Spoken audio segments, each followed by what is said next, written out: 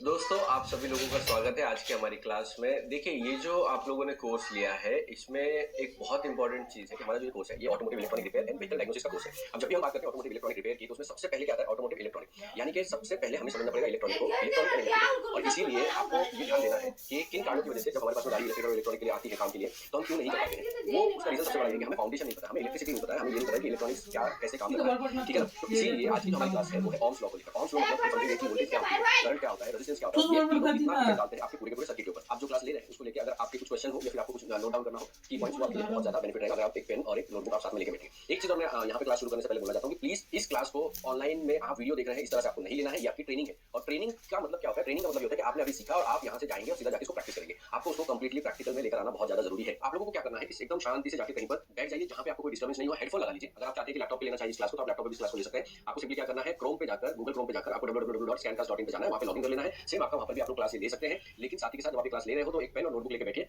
क्योंकि इंपॉर्टेंट ये है कि जो आप सीख रहे हैं वो आपको याद रहे। तो चलिए मैं अपने स्क्रीन पे आप लोगों को लेकर चलता हूं ताकि आपको ओम्स लॉ बेटर तरीके से समझा सकूं। तो आई होप आप लोगों को मेरी जो स्क्रीन है वो क्लियरली दिखाई दे रही होगी यहाँ पर। अब जैसे कि आप लोग स्क्रीन पर देख पा रहे होंगे, ओम्स लॉ का मतलब क्या? ओम्स लॉ का मतलब ये कि हमें ये समझना है कि वोल्टेजेस, करंट और रेजिस्टेंस क्या होता है। हमारे व्हीकल्स में हम लोग इलेक्ट्रिसिटी का ही इस्तेमाल करते हैं जिस तरह से आप बाकी के सिस्टम में इस्तेमाल करते हैं, ठीक है ना। यहाँ पे जो फर्क होता है वो ये होता है कि हम यहाँ पर स्टोर्ड एनर्जी यानी स्टोर्ड इलेक्ट्रिसिटी का इस्तेमाल करते हैं, क्योंकि हमारी बैटरी से आती है, ठीक है। और बैटरी को चार्ज करने के लिए हम लोग जो है हमारे इंजन की जो मैकेनिकल एनर्जी है, उस मैकेनिकल एनर्जी को एक ऑल्टरनेटर या जनरेटर के जरिए बैटरी को रेगुलरली चार्ज करते रहते हैं, जिससे कि वो डिस्चार्ज ना हो, और जो हमें इलेक्ट्रिसिटी चाहिए यूज करने के लिए बाकी इलेक्ट्रिकल इलेक्ट्रॉनिक सिस्टम को चलाने के लिए गाड़ी में, वो हमें कंटिन्यू मिलती रहे, ठीक है। अब ये क्या होता है? क्योंकि इलेक्ट्रिसिटी में सबसे तीन इंपॉर्टेंट पार्ट होते हैं, और वो होता है वोल्टेज, करंट और रेजिस्टेंस। नॉर्मली सबको लगता है कि वोल्टेज और करंट जो है सेम है, लेकिन ये बहुत ज्यादा अलग है, और वही चीज मैं आप लोगों को आज समझाऊंगा, ठीक है। देखिए, अब ओम्स लॉ का मतलब क्या होता है? ओम्स लॉ एक तरीके का समझ लीजिए कानून है। अब ये जो कानून आप देख रहे हो, इलेक्ट्रिसिटी का कानून समझ लीजिए आपकी ओम्स लॉ, ठीक है ना। तो उसमें तीन पार्ट है। सबसे पहले वोल्टेज है। अब ये जो वोल्टेज आप देख रहे हो, हम जो रेगुलर भाषा में बोलते हैं वोल्टेज, ये वही वोल्टेज है। बस जो फर्क आपको होता है वो इस बात का होता है कि आप किस सिस्टम पे काम कर रहे हो, तो वो सिस्टम आपके वोल्टेज पे काम करे, करंट पे काम करे, वो आगे आने वाली क्लासेस में हम लोग समझेंगे। इसके बाद में आई जो है, आई को रिफर किया जाता है, मतलब करंट को जो है वो आई पे दिया जाता है या फिर ए पे रिफर किया जाता है। अगर आपको ए मिले तो भी ए का मतलब होता है एम्पियर्स। एम्पियर जो है वो करंट को नापने की इकाई होती है। वोल्टेज की इकाई जो है वो वोल्टेज ही है, इसलिए हम वोल्टेज की इकाई को वोल्टेज में नापते हैं, और हम फॉर्मूला के लिए यूज करते हैं आई, आई इज इक्वल टू करंट, ठीक है। और रेजिस्टेंस यानी आर। अब देखिए, जो इंपॉर्टेंट चीज है वो ये है कि किसी भी सर्किट में अगर आप जब इलेक्ट्रॉनिक सर्किट बनाते हैं तो आपको इस फॉर्मूले पर ध्यान जरूर रखना होता है। उसका मैं एग्जांपल छोटे से तौर पर दे देता हूं। तो ये जो आप पिरामिड देख रहे हैं, ये पूरा का पूरा जो पिरामिड है हमारा, ये पिरामिड ही अपने आप में फॉर्मूला है। कैसे? ये देखिए, वी यानी वोल्टेज, आई यानी करंट, आर यानी रेजिस्टेंस। अब ये जो पिरामिड है, पिरामिड में सबसे ऊपर जो है वो है हमारा वोल्टेज, ओके। फिर उसके नीचे एक तरफ है आई और दूसरी तरफ है आर, ठीक है। अगर आपको फॉर्मूला अप्लाई करना, आप चाहते हो कि किसी सर्किट के अंदर कितना वोल्टेज आ रही है, ठीक है, तो आपको क्या फॉर्मूला अप्लाई करना पड़ेगा? आपको फॉर्मूला अप्लाई करना पड़ेगा V is equal to I multiply by R. यानी एग्जांपल, अगर आपका करंट जो है वो है आपका 2.5 एम्पियर्स, ठीक है, और रेजिस्टेंस जो है वो है आपका 200 ओम्स। तो अब इसके जरिए हम लोग जो है उसको अगर हम लोग मल्टीप्लाई करते हैं, यानी 2.5 मल्टीप्लाई बाय आपका 200 ओम्स, तो हमें मिल जाएगी वोल्टेज, ठीक है। तो अब ये जो है ना, हमें यहाँ पर मिल जाती है वोल्टेज। वो वोल्टेज में एग्जांपल आपको दिखा देता हूं सिंपल तरीके से, जैसे कि 2.5 multiply by 200 equal to voltage, ठीक है। अब ये जो वोल्टेज है, क्योंकि ये फॉर्मूला मुझे कहता है, वो वोल्टेज कितनी मिलेगी हमको यहाँ पर हमको मिल जाएगा 500 वोल्टेज, ठीक है। तो अगर किसी सर्किट में 2.5 एम्पियर्स के साथ 200 ओम्स का रेजिस्टेंस अप्लाई किया जाता है, तो वोल्टेज बढ़ जाएगी आपकी 500 वोल्टेज तक चली जाएगी, ठीक है। ये अगर आपने वोल्टेज बनानी है, इसका मतलब क्या होता है? इसका मतलब अगर किसी सर्किट में मैं चाहता हूं कि मेरा जो वोल्टेज है वो हाई रहे, क्योंकि वोल्टेज पे ही मेरा सर्किट जो है काम करने वाला है, कंज्यूमर जो मेरा काम करने वाला है, तो वहां पे मुझे सिंपली इन दोनों में से, एम्पियर में से और यानी करंट और रेजिस्टेंस, इनकी वैल्यू को चेंज करके मैं वोल्टेज भी चेंज कर सकता हूं, ठीक है। तो सबसे पहली चीज क्या हुई? अगर आप करंट और रेजिस्टेंस को मल्टीप्लाई करते हो तो आपको मिल जाता है वोल्टेज, ठीक है। इसके बाद में यही फॉर्मूला को अगर हम लोग देखें, अगर मुझे रेजिस्टेंस निकालना है, किसी सर्किट के अंदर मुझे रेजिस्टेंस चाहिए, तो ये देखिए, V upon I is equal to R. यानी कि देखिए, V upon I is equal to R. मतलब समझ लीजिए, जैसे कि हमारी गाड़ी में क्या होता है, 12 वोल्टेज होती है, 12 वोल्टेज है। मेरा जो करंट है, मतलब जो सर्किट के अंदर करंट है, समझ लीजिए 2 एम्पियर्स का, ठीक है। तो मेरा रेजिस्टेंस कितना हुआ? रेजिस्टेंस हुआ मेरा 6 ओम्स। अब यहाँ पे क्या फर्क है मैं बताता हूँ। ओम्स जो है वो एक बाधा है, यानी रेजिस्टेंस जो है ना, रेजिस्टेंस एक स्पीड ब्रेकर की तरह काम करता है, ठीक है। स्पीड ब्रेकर की तरह काम करेगा। तो या फिर इसको हम लोग रुकावट भी बोलते हैं। अगर आप हिंदी में लिखो तो ये रुकावट की तरह काम करता है, ठीक है ना। तो आप यहाँ पे देखोगे 12 वोल्टेज के प्रेशर पे आपका 2 एम्पियर जो है वो अगर मुझे भेजना है, तो वहाँ पे रेजिस्टेंस बहुत कम चाहिए, बिल्कुल भी रेजिस्टेंस मुझे नहीं चाहिए, ठीक है ना। इसी को अगर हम लोग करंट निकालना चाहें, तो करंट निकालने के लिए हम क्या करेंगे कि एग्जांपल के तौर पे मैं यहाँ पर सेम फॉर्मूला ये वाला अपनाऊंगा, यानी V अपॉन R। अब यहाँ पर क्या है, यहाँ पर मेरा 12 वोल्टेज तो वैसे का वैसे ही है, सेम फॉर्मूला 6 एम्पियर को मैं यहाँ पर अगर लगा देता हूँ 6 ओम्स को, तो यहाँ पर देखिए आपको क्या मिलेगा, मुझे 2 एम्पियर का करंट। अब यहाँ पे एक चीज और इंपॉर्टेंट ध्यान रखने वाली है, अगर किसी सर्किट में आपका रेजिस्टेंस बढ़ जाता है, रेजिस्टेंस क्या है, देखिए 6 एम्पियर था, 6 ओम्स था, 6 ओम्स तो बहुत कम होता है, ठीक है। तो अगर मैं यहाँ पर इसको 60 ओम्स कर देता हूँ, तो मेरा जो करंट है वो करंट कितना हो जाएगा? सिंपली 0.6 एम्प्स, ठीक है। कितना फर्क पड़ा? यानी कि रेजिस्टेंस हाई तो करंट लो, ये याद रखना बहुत ज्यादा जरूरी है क्योंकि आगे इसका काम आएगा। ठीक है, इसी के साथ साथ हम थोड़ा सा इसको भी समझ लेते हैं कि हमारा वोल्टेज क्या होती है, करंट क्या होता है, रेजिस्टेंस क्या होता है। तो रेजिस्टेंस क्या होता है मैंने आपको बता दिया, किसी भी सर्किट में अगर बाधा डाली जा रही है या किसी तरीके से उसको कंट्रोल किया जा रहा है, कम करके ज्यादा करके, तो उसको हम लोग कहते हैं रेजिस्टेंस। ठीक है, अब रेजिस्टेंस के बहुत सारे पैरामीटर्स होते हैं, वो आगे आने वाली क्लासेस में आप लोग देखेंगे। इसी के साथ साथ वोल्टेज होती है, वोल्टेज एक प्रेशर होता है। प्रेशर का मतलब ये है कि आपकी बैटरी जो है, आप देखेंगे कि बैटरी को हम हमेशा वोल्टेज में क्यों चेक करते हैं। वोल्टेज में चेक करने का रीजन ये है, अगर आप सिर्फ बैटरी को चेक करें तो हमेशा वोल्टेज में चेक किया जाता है। वोल्टेज में चेक करने का रीजन ये है कि बैटरी के अंदर जो है आपके हमेशा वोल्टेज होती है, यानी उसके अंदर अगर वोल्टेज है तो चार्ज है, यानी इलेक्ट्रिसिटी है। तो जब इलेक्ट्रिसिटी वहां पर है तो उसका प्रेशर क्रिएट होता है। अब वो जो प्रेशर है उसी को हम लोग वोल्टेज कहते हैं। ठीक है, अगर आप चाहते हो कि बैटरी कितना करंट ले रही है वो जानने के लिए आपको इंजन स्टार्ट करना पड़ता है, ऑल्टरनेटर को काम करने देना पड़ता है, क्योंकि जब इलेक्ट्रिसिटी काम करना शुरू कर देती है तब उसको कहते हैं हम, ये है प्रेशर। समझ लीजिए ये मेरा वायर है, इसके अंदर जो मेरा इलेक्ट्रिसिटी है ये है प्रेशर, प्रेशर यानी वोल्टेज। अब समझ लीजिए कि मैं इसको हटा देता हूँ और ये इलेक्ट्रिसिटी यहाँ से जब निकलने लगती है। ठीक है, अब ये बह रही है। ओके, जब ये बहने लगी तो इसको हम कहते हैं फ्लो, और फ्लो हमारा होता है करंट। ठीक है, अब आप चाहते हो कि ये जो इतनी इलेक्ट्रिसिटी बह रही है ये इतनी ना बहे, इसको मैं थोड़ा कम कर देता हूँ। तो समझ लीजिए कि मैंने यहाँ पर एक छोटा सा पाइप को नैरो कर दिया। तो ये जो मैंने नैरो किया है इसको हम कहते हैं रेजिस्टेंस। रेजिस्टेंस से हम करंट के फ्लो को मैनेज करते हैं, कंट्रोल करते हैं। ओके, ये है बहुत इंपॉर्टेंट चीज, क्योंकि कई बार क्या होता है, ये इसलिए भी जरूरी समझना कि आपकी गाड़ी के अंदर जितने भी वायर लगाए जाते हैं वो जो उनका साइज होता है वो बहुत ज्यादा इंपॉर्टेंट होता है। ठीक है, और इसीलिए हमें इस चीज का ध्यान रखना होता है। तो चलिए आप देख लेते हैं। तो एक वाटर एनालॉजी के जरिए हम लोग समझेंगे कि ये चीजें कैसे काम कर रही है। ठीक है, देखिए समझ लीजिए कि आपका वाटर का टैंक है, तो ये वाटर टैंक में पानी जब भरा हुआ होता है, ठीक है, तो ये बिल्कुल ही प्रेशराइज होता है। प्रेशराइज मतलब कि जितना भी वाटर के अंदर है, वाटर का जो वेट है वो उसको प्रेशराइज करता है, और इसीलिए इसको हम लोग कहते हैं प्रेशर। अब आप टैंक को, पानी के टैंक को बंद करके रखिए, कोई प्रॉब्लम नहीं, जितना वो प्रेशर झेल सकता है उतना ही प्रेशर उसके पास रहेगा, उससे ज्यादा वो नहीं झेल पाएगा, वो फट जाएगा। ठीक है, लेकिन अब इस वाटर को हम इस्तेमाल करना, तो वाटर को इस्तेमाल करने के लिए हम लोग क्या करते हैं, हम पाइप्स का इस्तेमाल करते हैं। ये जो पाइप है, समझ लीजिए ये वाटर पाइप्स है। अब हमारी गाड़ी में ये वायर्स होते हैं। ठीक है, तो आप देखेंगे कि जितना बड़ा वायर, जितना मोटा हमारा पाइप होता है, जितना बड़ा ये होता है, जितना मोटा हमारा वायर होता है, उसी के हिसाब से हमारा फ्लो भी होगा। अब जब ये फ्लो चलने लगता है, जब ये चलने लगेगा, एक जगह से दूसरी जगह पे जाने लगेगा, ठीक है, तो इसको हम कहते हैं करंट। तो आपने सुना भी होगा कि नदियों का करंट नापा जाता है, जिससे पता चलता है कि कितना ज्यादा फ्लो में नदी बह रही है। उस करंट के हिसाब से ही हम लोग आगे का अनुमान लगा पाते हैं कि कितनी देर तक कहां पहुंचेगी नदी का पानी। ये सब जो है करंट इसीलिए बोला जाता है, करंट यानी बहाव। ठीक है, तो जब इलेक्ट्रिसिटी, आपके इलेक्ट्रॉन जब चल रहे हैं तो उसे हम कहते हैं करंट। ओके, अब ये देखिए, ये है हमारी वोल्टेज यहाँ से लेकर यहाँ तक। जब ये यहाँ निकलने लगता है तो ये हमारा एम्परेज हो जाता है। देखिए ये हमारा एम्परेज हो गया। अब अगर आप जानना चाहते हो कि कितना एम्पीयर आगे जाएगा, तो देखो टैंक की कैपेसिटी उतनी है। समझ लो मेरा जो टैंक है वो 12 वोल्टेज का है, यहाँ पे देखो 12 वोल्टेज का टैंक है मेरा। ठीक है, लेकिन ये दोनों में फर्क क्या है, अगर आप देखो पाइप में, पाइप के साइज को, ये अगर साइज आप देखो ध्यान से यहाँ पर, तो ये साइज में फर्क है। इसी कारण से यहाँ पर ज्यादा करंट निकल रहा है, यहाँ पर कम करंट निकल रहा है। तो ये जो आपको दिखाई दे रहा है ये है लेस रेजिस्टेंस, इसी को हम कहते हैं रेजिस्टेंस। तो वायर का जो साइज है उससे हम करंट का फ्लो मैनेज करते हैं। ठीक है, यहाँ पे देखिए आप, मोर रेजिस्टेंस, यहाँ पे ज्यादा रेजिस्टेंस है, तो देखिए यहाँ पर पानी जो है वो भी आराम आराम से जा रहा है। तो ये छोटे से कार्टून के जरिए आप देख सकते हो। वोल्टेज इज प्रेशर, प्रेशर यानी जो ढकेलने का काम करता है। एम्पीयर जो है जब वो चलने लगता है तो उसको एम्पीयर कहते हैं। अगर आप एम्पीयर को मैनेज करना चाहते हो तो आपको रेजिस्टेंस अप्लाई करना पड़ेगा। ठीक है, और इसी कारण से अगर आपने कभी ईसीएम देखा होगा, गाड़ी का कंट्रोल यूनिट देखा होगा, तो आप देखोगे वहां पे बहुत छोटे छोटे रेजिस्टर लगे होते हैं किसी भी कंट्रोल सर्किट के अंदर। वो रेजिस्टर लगाने का रीजन ये है ताकि करंट को हम मैनेज कर सकें। ठीक है, और इसी वजह से हमें एक चीज और पता चलती है कि कितना फर्क पड़ता है आपके रेजिस्टेंस से। अब रेजिस्टेंस के क्या क्या कारण होते हैं वो आगे आने वाली क्लासेस में हम लोग देखेंगे। तब तक हम देखते हैं कि वायर के साइज से कितना फर्क पड़ता है। ठीक है, तो एक ये वाटर एनालॉजी देख लीजिए। समझ लीजिए हमारा वाटर टैंक है, अब सेम ऑलमोस्ट, तो यहाँ पे आप देखोगे तो यहाँ पे बड़ी सी वॉल लगी होती है, और ये बड़े बड़े पाइप जो है ये हमारे जाते हैं, जो कि एक रिटर्न पाइप होता है। तो एक जो है हमारा मेन पाइप है, ओके, आउटलेट, और एक है हमारा इनलेट। ये टैंक का इनलेट की बात कर रहा हूं मैं। ठीक है, इसी तरह हमारी बैटरी होती है। बैटरी का भी हमारा एक होता है पॉजिटिव, पॉजिटिव हमेशा जो है बाहर की तरफ निकला हुआ होता है, ये प्रेशर की बात होगी। ठीक है, और यहाँ पे एक होता है हमारा नेगेटिव, तो ये जो रिटर्न वॉल है ये हमारी है नेगेटिव। तो वोल्टेज जो है वो पॉजिटिव टू नेगेटिव ट्रैवल करता है, यानी पॉजिटिव से नेगेटिव। आप प्रेशर अप्लाई करके रखोगे तो एक तरफ से प्रेशर जाएगा, दूसरी तरफ से आ जाएगा, यानी पॉजिटिव टू नेगेटिव। ठीक है, फिर यहाँ पे समझ लीजिए ये है हमारा control room, wall control room. इसको हम लोग समझ लेते हैं कि हमारा जंक्शन बॉक्स है। ठीक है, जंक्शन बॉक्स या फ्यूज बॉक्स आप जो भी बोलना चाहे। यहाँ पे हम छोटे छोटे वॉल्स को लगा के हम करंट को मैनेज करते हैं, जिससे कि ये वॉल्स या फिर कट आउट पॉइंट होते हैं, जिससे कि वॉल जो है आगे जाने वाले इसमें जो रिटर्न हमारा फ्लो आता है उससे पूरी पूरे टैंक में ज्यादा तकलीफ ना हो उसके लिए। ठीक है, अब यहाँ से देखो ये जो वायर थे ये मोटे वायर थे, इनकी जो थिकनेस थी वो हाई थी। ठीक है, यहाँ से हम फिर छोटे छोटे पाइप के जरिए हम लोग यहाँ पर चले जाते हैं। छोटे छोटे पाइप के जरिए हम यहाँ चले जाते हैं। हर एक घर में हम लोग छोटे छोटे पाइप डालते हैं, और यहीं पर यहाँ हर एक सर्किट में हमें रिटर्न पाइप भी मिलता है। तो रिटर्न पाइप मतलब जब फ्लो जाएगा तो जब यूज नहीं हो रहा है तो रिटर्न भी आना चाहिए, उसी को हम लोग इनलेट और आउटलेट कहते हैं। ठीक है, तो इस तरीके से गाड़ी के अंदर भी पूरा सिस्टम बनाया है। ये हमारी हो गई बैटरी, ये हमारा हो गया जंक्शन बॉक्स या फिर आप कंट्रोल यूनिट बोल सकते हैं। ये हमारे हो गए कंपोनेंट या कंज्यूमर। इसके अंदर आपका बल्ब भी आ सकता है, आपका सेंसर भी आ सकता है, आपका एक्चुएटर भी आ सकता है, कंट्रोल यूनिट भी आ सकता है। ठीक है, ये है जिसको हमको समझना जरूरी होता है। ठीक है ना, इसी के साथ साथ अगर आप वायर का, तो ये पूरा जो डिटेल है मैं आप लोगों को इसके मटेरियल में दे दूंगा, स्टडी मटेरियल में। आप लोग प्लीज इसको याद रखिएगा। ये कुछ स्टैंडर्ड है वायर्स के, जिससे हमको पता चलता है कितना करंट इसमें से फ्लो हो सकता है। देखिए जितना मोटा वायर है यहाँ पे हमारा, ये सबसे मोटा वायर है, यहाँ पे 200 एम्पियर तक का हमारा करंट फ्लो हो सकता है। और इससे एक चीज हमें और पता चलती है कि जब भी आपने अगर देखा होगा इलेक्ट्रिक व्हीकल्स, उसमें बड़े बड़े केबल होते हैं, क्योंकि वहाँ पे बहुत ज्यादा करंट इस्तेमाल होता है। अगर आप 1 गेज लोगे, 3 गेज लोगे, 6 गेज लोगे, आपका ये 8 गेज हो गया, तो जितना गेज के माप से अगर आप ज्यादा लोगे, 14 गेज हो गया, तो आपका 15 एम्पियर से ज्यादा का करंट फ्लो इसमें नहीं किया जा सकता है। ठीक है, तो ये चीज बहुत ज्यादा इंपॉर्टेंट है, आप लोगों को समझना पड़ेगा कि ये जो आप देख रहे हो इतना मोटा जो है ये उतना ज्यादा वोल्टेज भी कैरी कर सकता है, क्योंकि वोल्टेज एक प्रेशर है। ठीक है, और जितना ही मोटा होगा, जितना प्रेशर ज्यादा है, उतना ही हमारा फ्लो भी ज्यादा होता है। ठीक है ना, फॉर्मूले के हिसाब से क्या है कि अगर मैं अपना फॉर्मूला लगाता हूं, ओम्स लॉ का फॉर्मूला, ओम्स लॉ के फॉर्मूले से हमें पता चलता है कि करंट अगर हाई है तो रेजिस्टेंस हमेशा कम होगा। रीजन ये देखिए आप यहाँ पर इतने मोटे वायर से अगर मैं समझ लीजिए कि करंट को फ्लो करना चाहूं तो मुझे कोई बाधा यहाँ पर नहीं मिल रही है। इसी कारण से आपका करंट बहुत हाई है तो रेजिस्टेंस बहुत लो होगा इस वाले वायर में। ठीक है, लेकिन हम, क्योंकि इसको resistance low in the sense का क्या मतलब है कि वहां पे कोई रेजिस्टेंस अप्लाइड नहीं है, लेकिन सिर्फ साइज के जरिए हमने करंट के फ्लो को मैनेज किया हुआ है। ओके, एंड इसी कारण से अगर एक्सटर्नल रेजिस्टेंस पैदा होता है किसी भी सर्किट में तो वहां पे हमें प्रॉब्लम्स फेस होती है, जिससे कि क्योंकि सारे वायर्स के साइज हो गए, केबल के साइजेस हो गए, कंपोनेंट हो गया, कंज्यूमर का कंज्यूम करने का कैपेसिटी हो गया, ये सब डिसाइडेड है। यहाँ पे कुछ भी रैंडम नहीं होता है कि किसी भी कंपनी ने अपनी मर्जी से कुछ भी लगा दिया हुआ है, क्योंकि अगर वो गलत तरीके से लगाएंगे तो आपको वहाँ पे प्रॉब्लम फेस हो सकती है आगे आने वाले टाइम में। ठीक है, तो एक्सटर्नल रेजिस्टेंस का मेरा मतलब क्या है? एक्सटर्नल रेजिस्टेंस का मेरा मतलब ये है कि जैसे रस्ट हो गया है, ठीक है, सर्किट के अंदर रस्ट हो गया है, शॉर्ट सर्किट हुआ है, वायर लूज है, वायर ठीक तरीके से कनेक्टेड नहीं है, ग्राउंड शॉर्टिंग हो रही है, या फिर आपका डस्ट लगा हुआ है, क्लीनिंग प्रॉपर से नहीं हुई है, ऑयल, ये सारी चीजें उसमें लगी हुई है, तो ये होता है नेचुरल रेजिस्टेंस या एक्सटर्नल रेजिस्टेंस, जो कि आपकी जो प्री डिसाइडेड रेजिस्टेंस होता है, जिसके जरिए हमने करंट और वोल्टेज के पूरे वर्किंग को हमने मैनेज किया हुआ था, उसके अलावा जब आता है तो आपका सर्किट पूरी तरह से काम नहीं करता। और ज्यादातर उन सर्किट्स में जिसमें आपका वोल्टेज का काम हो रहा है, उन सर्किट्स में ये चीजें बहुत ज्यादा मुश्किल हो जाती है। ठीक है, अब आपने ये समझ लिया कि हमारा ohms लॉ कैसे काम कर रहा है, तो ohms लॉ का फॉर्मूला प्लीज आप लोग याद रखिएगा। इसके बाद में हम यहाँ पे से सीधा जंप करते हैं वोल्टेज। जैसे कि आप देखो हमारी बैटरी है, वो बैटरी से पॉजिटिव वोल्टेज हमारी जाती है फ्यूज बॉक्स के अंदर और नेगेटिव वोल्टेज भी फ्यूज बॉक्स के अंदर। तो ग्राउंड को जो है वो हम लोग बॉडी ग्राउंड या चैसी ग्राउंड में हम लोग डिस्ट्रीब्यूट कर देते हैं, जिससे कि बाकी के सिस्टम्स को भी इजीली ग्राउंड मिल सके। ओके, यहाँ पे एक चीज और इंपॉर्टेंट याद रखिए, अगर जब हम लोग बात करते हैं वोल्टेज की, तो वोल्टेज हमारा ट्रैवल करता है पॉजिटिव टू यहाँ पे जाके समझ लीजिए नेगेटिव। ठीक है ना, तो वोल्टेज जो है हमारी रिटर्न आ जाती है पॉजिटिव से नेगेटिव। लेकिन जब हम बात करते हैं करंट की, जैसे फ्लो शुरू होता है तो करंट हमारा काम करता है नेगेटिव टू पॉजिटिव।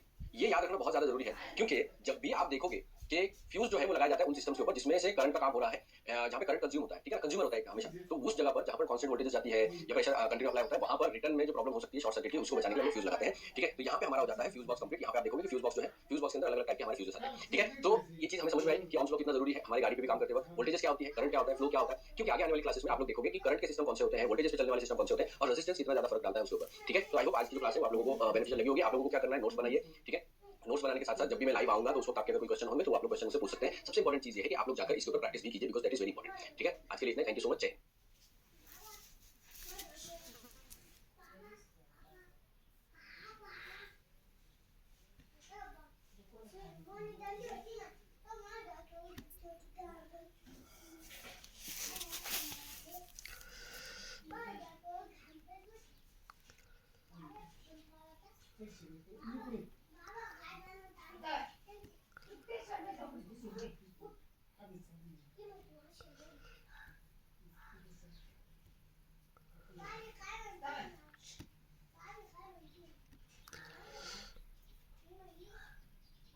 तो आज की जो हमारी क्लास है दोस्तों, इस क्लास में हम लोग बैटरी के बारे में समझेंगे। कार की बैटरी हो चाहे वो हमारी नॉर्मल कोई भी बैटरी हो, फिलहाल के लिए हम लोग जो है कार की बैटरी को समझेंगे, जिसके अंदर हम ये जानेंगे कि बैटरी, क्योंकि पिछली क्लास में जैसे आपने देखा कि हम लोग जब ऑटोमोटिव इलेक्ट्रॉनिक रिपेयर और व्हीकल डायग्नोसिस की ट्रेनिंग ले रहे हैं तो हमें शुरुआत होती है ये समझना कि इलेक्ट्रॉनिक क्या है, इलेक्ट्रिकल क्या है। ठीक है, तो हमने पिछली क्लास में ohms लॉ से सीखा था कि ohms लॉ कितना इफेक्ट डालता है। अगर हम उसको समझते हैं तो रेजिस्टेंस क्या होता है, करंट क्या होता है, साथ के साथ वोल्टेज क्या होती है, इसको अगर हम समझ लेते हैं सही तरीके से तो आगे हमें काम करना थोड़ा सा आसान हो जाता है कंपैरेटिवली। ठीक है, आज की क्लास में हम लोग समझेंगे बैटरी को। तो बैटरी को कैसे डायग्नोस किया जाता है, बैटरी को पूरी तरीके से समझेंगे कि अगर आपने समझ लीजिए बैटरी की प्रॉब्लम है तो गाड़ी में क्या क्या दिक्कतें आएंगी, आपका बैटरी कैसे काम करता है, चार्जिंग क्या होती है, इसी में टेस्टिंग को भी समझेंगे, डायग्नोस करना भी समझेंगे, मल्टीमीटर के जरिए सिंपल तरीके से मैं आप लोगों को समझाऊंगा। आपको क्या करना है कि एक तो सबसे पहले हेडफोन लगा लीजिए। हेडफोन लगाने के बाद में कहीं शांति से जगह पर बैठ जाइए, क्योंकि ये जो क्लास है भले बेसिक है लेकिन ये बहुत ज्यादा इंपॉर्टेंट है फाउंडेशन बिल्डिंग के लिए, जब भी आप ये प्रोफेशन में परस्यू करने के लिए जा रहे हैं। ठीक है, इसीलिए शांति से जगह पर बैठ जाइए। एक और चीज, अगर आपने पिछली वाली क्लास पूरी नहीं की है तो पहले उसको पूरी कीजिए, उसके बाद में एक क्लास लीजिए, क्योंकि वो वाली क्लास आपके लिए बहुत ज्यादा इंपॉर्टेंट है आज का जो बैटरी का सिस्टम है उसको समझने के लिए। ठीक है ना, चलिए तो मैं अपने स्क्रीन पे आप लोगों को लेकर चलता हूँ, जिससे कि आप लोगों को मेरी स्क्रीन दिखाई देगी, वहां पर हम लोग एक्सप्लेन करेंगे। ओके, तो आई होप मेरी जो स्क्रीन है वो आप लोगों को दिखाई दे रही है। जैसे कि आप यहाँ पर देख सकते हैं कि हमारी बैटरी है, इसी तरीके की हमारी कार की जो बैटरी है वो इसी तरीके की दिखाई देती है। अगर आप लोग ट्रक में काम करते हैं तो यहाँ पे क्या है, ये 12.6 वोल्टेज की बैटरी होती है। अगर आप ट्रक में काम करोगे तो वहाँ पे आपको आपकी डबल बैटरी सिस्टम होता है बहुत सारे कमर्शियल व्हीकल्स में, जिसको डबल बैटरी सिस्टम ही कहते हैं। तो अगर कमर्शियल व्हीकल में आप काम कर रहे हो, डबल बैटरी सिस्टम है तो 12 + 12 इस तरीके से 24 वोल्टेज का सिस्टम है। ये याद रखिए, यहाँ पर 24 वोल्टेज सिस्टम है, जरूरी नहीं कि आपकी बैटरी जो है वो 24 वोल्टेज की। ठीक है, इसी चीज को हमको बहुत ध्यान से याद रखना है, क्योंकि अगर आप इसको ध्यान से याद नहीं रखोगे तो आगे जाने के बाद कंफ्यूजन हो जाता है। ठीक है, अब ये जो बैटरी है इसमें कुछ चीजें हमको ध्यान रखनी है, जैसे कि ये जो हमारी बैटरी है ये लीड एसिड बैटरी है। लीड एसिड बैटरी का मतलब क्या है कि इसके अंदर इस तरीके के चेंबर्स होते हैं, उनके अंदर एसिड होता है, तो आपकी इलेक्ट्रिसिटी इसके अंदर स्टोर हो जाती है। यहाँ पे हम लोग इलेक्ट्रिसिटी को स्टोर कर रहे हैं, यहाँ पे इलेक्ट्रिसिटी बनती नहीं है। ठीक है, तो ये बैटरी है, बैटरी मतलब कैपेसिटी, एक कैपेसिटी के साथ आती है। तो ये जो हमारी बैटरी है इसकी कैपेसिटी 12.6 वोल्ट है, यानी इससे ज्यादा ये स्टोर नहीं कर सकती। उसका रीजन क्या है, यहाँ पे 6 हमारे सेल्स होते हैं। ठीक है, 1 2 3 4 5 6, जैसे कि आप यहाँ पर देखो 1 2 3 4 5 6 हमारे सेल्स होते हैं और हर एक सेल स्टोर कर सकता है 2.1 वोल्टेज, 2.1 तो इस तरीके से अगर हम लोग 2.1 वोल्टेज मल्टीप्लाई बाय 6 करते हैं तो हमें मिलती है 12.6 वोल्टेज। ठीक है, जैसे कि आप यहाँ पर देख सकते हो। ठीक है, सबसे पहली चीज, अब इससे एक बहुत इंपॉर्टेंट चीज है जो हमें पता चलती है, वो हम आगे समझेंगे। लेट्स से एग्जांपल, अभी तक लोगों को क्या लगता है कि जो हमारी कार की बैटरी होती है 12 वोल्टेज बैटरी होती है, चाहे वो कार की बैटरी हो चाहे वो बाइक की बैटरी, उसमें 12 वोल्टेज सिस्टम ही होता है। अब इसमें लोगों को क्या लगता है कि 12 वोल्टेज है, लेकिन एक्यूरेटली ये 12.6 वोल्टेज है। तो अगर आपकी बैटरी फुल्ली चार्ज होती है तो आपको मिलता है 12.6 फुल चार्ज। ठीक है, लेकिन अगर इसमें से चार्ज थोड़ा कम होता है तो उस हिसाब से आपको वोल्टेज मिलती है, यानी इसकी भी एक लिमिट होती है, यानी कितना मिनिमम चार्ज हो सकता है कि बैटरी उतना करंट प्रोड्यूस कर सकती है या उतना लोड प्रोड्यूस कर सकती है। ठीक है, इसीलिए याद रखना 6 सेल 2.1 वोल्टेज हर एक सेल स्टोर करता है, जिसमें हमें 12.6 वोल्टेज फुल चार्ज मिलती है। ठीक है, सबसे पहली बात ये हो गई। अब इसमें क्या है कि आप देखो बहुत सारी कंपनी के बैटरीज आती है, तो आप बोलोगे कि क्या फर्क है सर, अगर हम लोग कंपनी टू कंपनी अगर बैटरी की बात करते हैं तो वो होता है आपके एम्पियर्स का फर्क होता है, एम्पियर्स का फर्क होता है हर एक बैटरी का। अब जैसे कि ohms लॉ में हम लोगों ने समझा था कि वोल्टेज को, जितनी हमारी वोल्टेज है, हम उससे अगर यूटिलाइजेशन सही तरीके से करें तो हम बहुत ज्यादा करंट इस्तेमाल कर सकते हैं, करंट प्रोड्यूस करते हैं। बस हमको करना क्या होता है, हमको उसको सिस्टम को सही तरीके से समझना होता है। ठीक है ना, तो हम लोगों ने समझा कि अगर हम लोग फॉर्मूले को थोड़ा सा बदल दें, अगर हम लोग करंट और रेजिस्टेंस का इस्तेमाल सही तरीके से करें तो वोल्टेज यूटिलाइज मैक्सिमम पोटेंशियल पे हो सकती है। इसीलिए बैटरीज में आपके जो करंट होता है, करंट का ही बहुत ज्यादा डिफरेंस होता है, ठीक है। अदरवाइज जो 12 वोल्टेज की जो हमारी कार की या बाइक की बैटरीज आती है उनमें बहुत ज्यादा डिफरेंस आपको देखने के लिए नहीं मिलेगा। जो आपके ट्रक में डबल बैटरीज आती है वो डबल बैटरी में भी करंट बहुत ज्यादा होता है, वोल्टेज जो है सेम होती है, 12 वोल्टेज इस तरीके से दो ही बनती है, ठीक है ना। तो वहां पे ये चीज ध्यान रखती है। अब हम लोग देख लेते हैं कि सबसे पहले हमने क्या देखा, जब भी आप बैटरी को डायग्नोस करने जाए सबसे पहले आपका काम क्या होता है, आप डायग्नोस करेंगे वोल्टेज। तो इसको हम लोग बोलते हैं सिंपल भाषा में वोल्टेज टेस्टिंग। वोल्टेज टेस्टिंग में फुल चार्ज पे हमें क्या मिलनी चाहिए, हमें मिलनी चाहिए 12.6 वोल्टेज। This is accurate. आपकी दुनिया की कोई भी कार को उसके अंदर हीटिंग मिलेगा, इसके अलावा कोई मिलेगा। मल्टीमीटर से आपको चेक करना है, मल्टीमीटर से जब आप चेक करेंगे तो मल्टीमीटर को आपको 20 वोल्टेज डीसी पर लगाना है। अब मल्टीमीटर को किस तरह यूज किया जाता है ये सारा हम लोग आगे वाली क्लासेस में समझेंगे, जिसमें डिटेल में समझाया जाएगा कि कब अपने को कौन सी वोल्टेज पे रखकर हमें कितनी वोल्टेज चेक करनी है, ठीक है। चलिए यहाँ पे हम लोगों ने इसमें हमने क्या समझा कि वोल्टेज टेस्टिंग कैसे होती है। दिस इज वोल्टेज टेस्टिंग हम लोगों ने समझ ली। इसके बाद में हम लोग देख रहे हैं चार्जिंग का स्टेटस। अब मैं यहाँ पे बोल रहा हूँ कि चार्ज स्टेटस, ये जो है आप देख रहे हो बैटरी वोल्टेज, ये आपका चार्ज स्टेटस है। चार्ज स्टेटस इसलिए कि समझो आपने 12.6 वोल्टेज आपको नहीं मिली, अगर उससे कम मिल रही है तो वो क्या होता है, तो ये जो पूरा एरिया है ये है आपके बैटरी का चार्ज स्टेटस, ठीक है। देखिए अब यहाँ पे क्या है 12.6 voltage is equal to 100% charge. अब इसमें से अगर समझो 0.5 वोल्टेज नीचे चली जाती है तो 50% चार्ज है, 11.7 पे 25% चार्ज होता है, ठीक है। अगर 11 वोल्टेज से नीचे आ जाती है, इसके नीचे अगर आती है तो इसको जनरली डिस्चार्ज माना जाता है कि बैटरी के अंदर उतना वोल्टेज नहीं है कि वो स्टार्टर को घुमा पाए, ठीक है। इसीलिए 11 वोल्टेज से नीचे आपको सिस्टम काम नहीं करता है। लेकिन आप बोलोगे कि 11 वोल्टेज से इग्निशन ऑन होगा, इग्निशन ऑन होगा लेकिन नो स्टार्ट रहेगा, ठीक है। तो ये चीज हमको जरा ध्यान देना पड़ता है। ओके, अब इसमें कैसा है कि आप जब मल्टीमीटर से चेक करो, ये जो टेस्टिंग है, ये जो चार्ज स्टेटस हम लोग देख रहे हैं, ये हमें मल्टीमीटर से ही टेस्ट हो जाता है, इसलिए हमें कोई भी एक्स्ट्रा इक्विपमेंट लेने की जरूरत नहीं है। यहाँ पे एक चीज और याद रखिए, जब भी आप किसी गाड़ी के अंदर इलेक्ट्रॉनिक रिपेयर करने के लिए जाते हैं या इलेक्ट्रिकल रिपेयर करने के लिए जाते हैं या डायग्नोसिस करने जाते हैं, सबसे पहला आपका जो काम होता है वो होता है बैटरी वोल्टेज टेस्टिंग।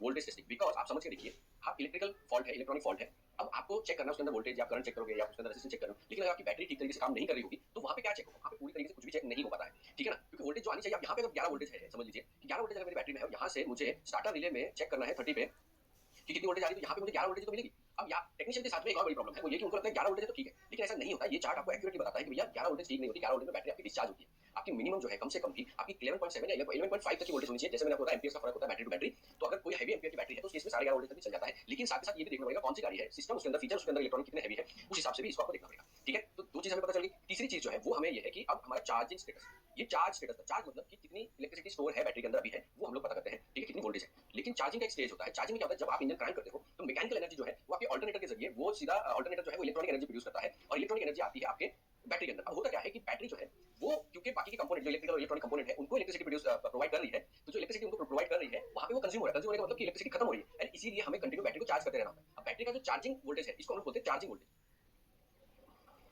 जैसे ही आप इंजन स्टार्ट करते हो, इंजन घूमना शुरू कर देता है, तो आपका ऑल्टरनेटर घूमना शुरू कर देता है। उसी ऑल्टरनेटर के घूमने की स्पीड से जो हमें जनरेटर मतलब इलेक्ट्रिसिटी जनरेट होती है वो हमारी बैटरी के अंदर जाती है। वहां पे हमें 13 वोल्टेज से लेकर 15 वोल्टेज तक का हमारा हो जाता है चार्जिंग, मतलब फ्लक्चुएट करती रहती है। जितना ज्यादा लोड होगा चार्जिंग में आपको उतना फर्क देखने के लिए मिलेगा, ठीक है। बट ये याद रखिए मिनिमम जो चार्जिंग होता है, ये जो आप पॉइंट देख रहे हो, दिस इज इंजन रनिंग में 13.5 से लेकर 13.5 वोल्टेज से लेकर 14.9 वोल्टेज तक आपकी चार्जिंग वोल्टेज होती है, इसको हम कहते हैं चार्जिंग वोल्टेज, ठीक है। अब ये चार्जिंग वोल्टेज पे आपका इंजन बहुत ही हेल्दी तरीके से काम करेगा। अब आप अगर कभी डायग्नोस कर रहे हो, आपको ऐसा लग रहा है कस्टमर की कंप्लेंट है, यहाँ पे मैं आपको बताऊँ कस्टमर की कंप्लेंट है कि जब मैं एसी ऑन करता हूँ या रात में हेडलाइट चलाता हूँ, वाइपर चलाता हूँ, तो उस टाइम पे मुझे बहुत ज्यादा वाइब्रेशन देखने को मिलता है। ऐसे में क्या होता है, जब बैटरी वीक होती है तो चार्जिंग उतना ले नहीं रही होती है। अब चार्जिंग जब वो नहीं लेती है तो जो वोल्टेजेस सभी कंपोनेंट में जाने चाहिए वो उतने सफिशिएंटली नहीं जाते। जैसे मैंने यहाँ पे एग्जांपल दिया था, लेट्स से एग्जांपल कि हमें एक कंपोनेंट आपका समझ लीजिए थ्रॉटल बॉडी है, थ्रॉटल बॉडी के मोटर को चलाने के लिए हमें जो है अराउंड 13.5 वोल्टेज जो है चाहिए है, तो वो 13.5 वोल्टेज नहीं आ रही क्योंकि बैटरी हमारी वीक है, चार्जिंग उतना नहीं ले रही है। तो थ्रॉटल बॉडी में भी वो वोल्टेज सही तरीके से मोटर को चलाने के लिए नहीं पहुंचेगी, जिसकी वजह से आपका जो थ्रॉटल है उसके अंदर आपको बहुत ज्यादा लैगिंग देखने मिलेगा, लेटेंसी देखने मिलेगी और जो हमारा पिकअप है वो बहुत ज्यादा ड्रॉप हो जाता है, ठीक है। इसीलिए ये जो चार्जिंग टेस्ट है ये हमें करना जरूरी होता है। ये चार्जिंग टेस्ट आप बेसिकली कर सकते हैं मल्टीमीटर से ही, लेकिन इसके बाद एक लोड टेस्ट भी होता है, तो वो आगे हम लोग अभी डिस्कस करेंगे, ठीक है। तो यहाँ पे मैं आप लोगों को बताता हूँ, जैसे कि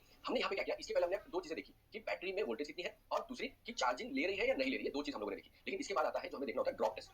ड्रॉप टेस्ट का मतलब क्या होता है, ड्रॉप टेस्ट का मतलब होता है कि जब आपकी बैटरी, जब आप क्रैंकिंग करते हो तो क्रैंकिंग का जो समय होता है, लेट्स से आपका, मैं यहाँ पर एक चार्ट बना के आपको दिखाता हूँ, तो समझ लीजिए ये मेरी 12.6 वोल्टेज है जब हम इग्निशन ऑन पर है, ठीक है। अब यहाँ से और ये मेरा टॉप है जहाँ पे मेरी 14.9 वोल्टेज मैक्सिमम चार्जिंग है, और ये है मेरा समझ लीजिए 13.5 का, ये है मेरा चार्जिंग का वोल्टेज, इसके बीच में मेरी चार्जिंग हो रही है।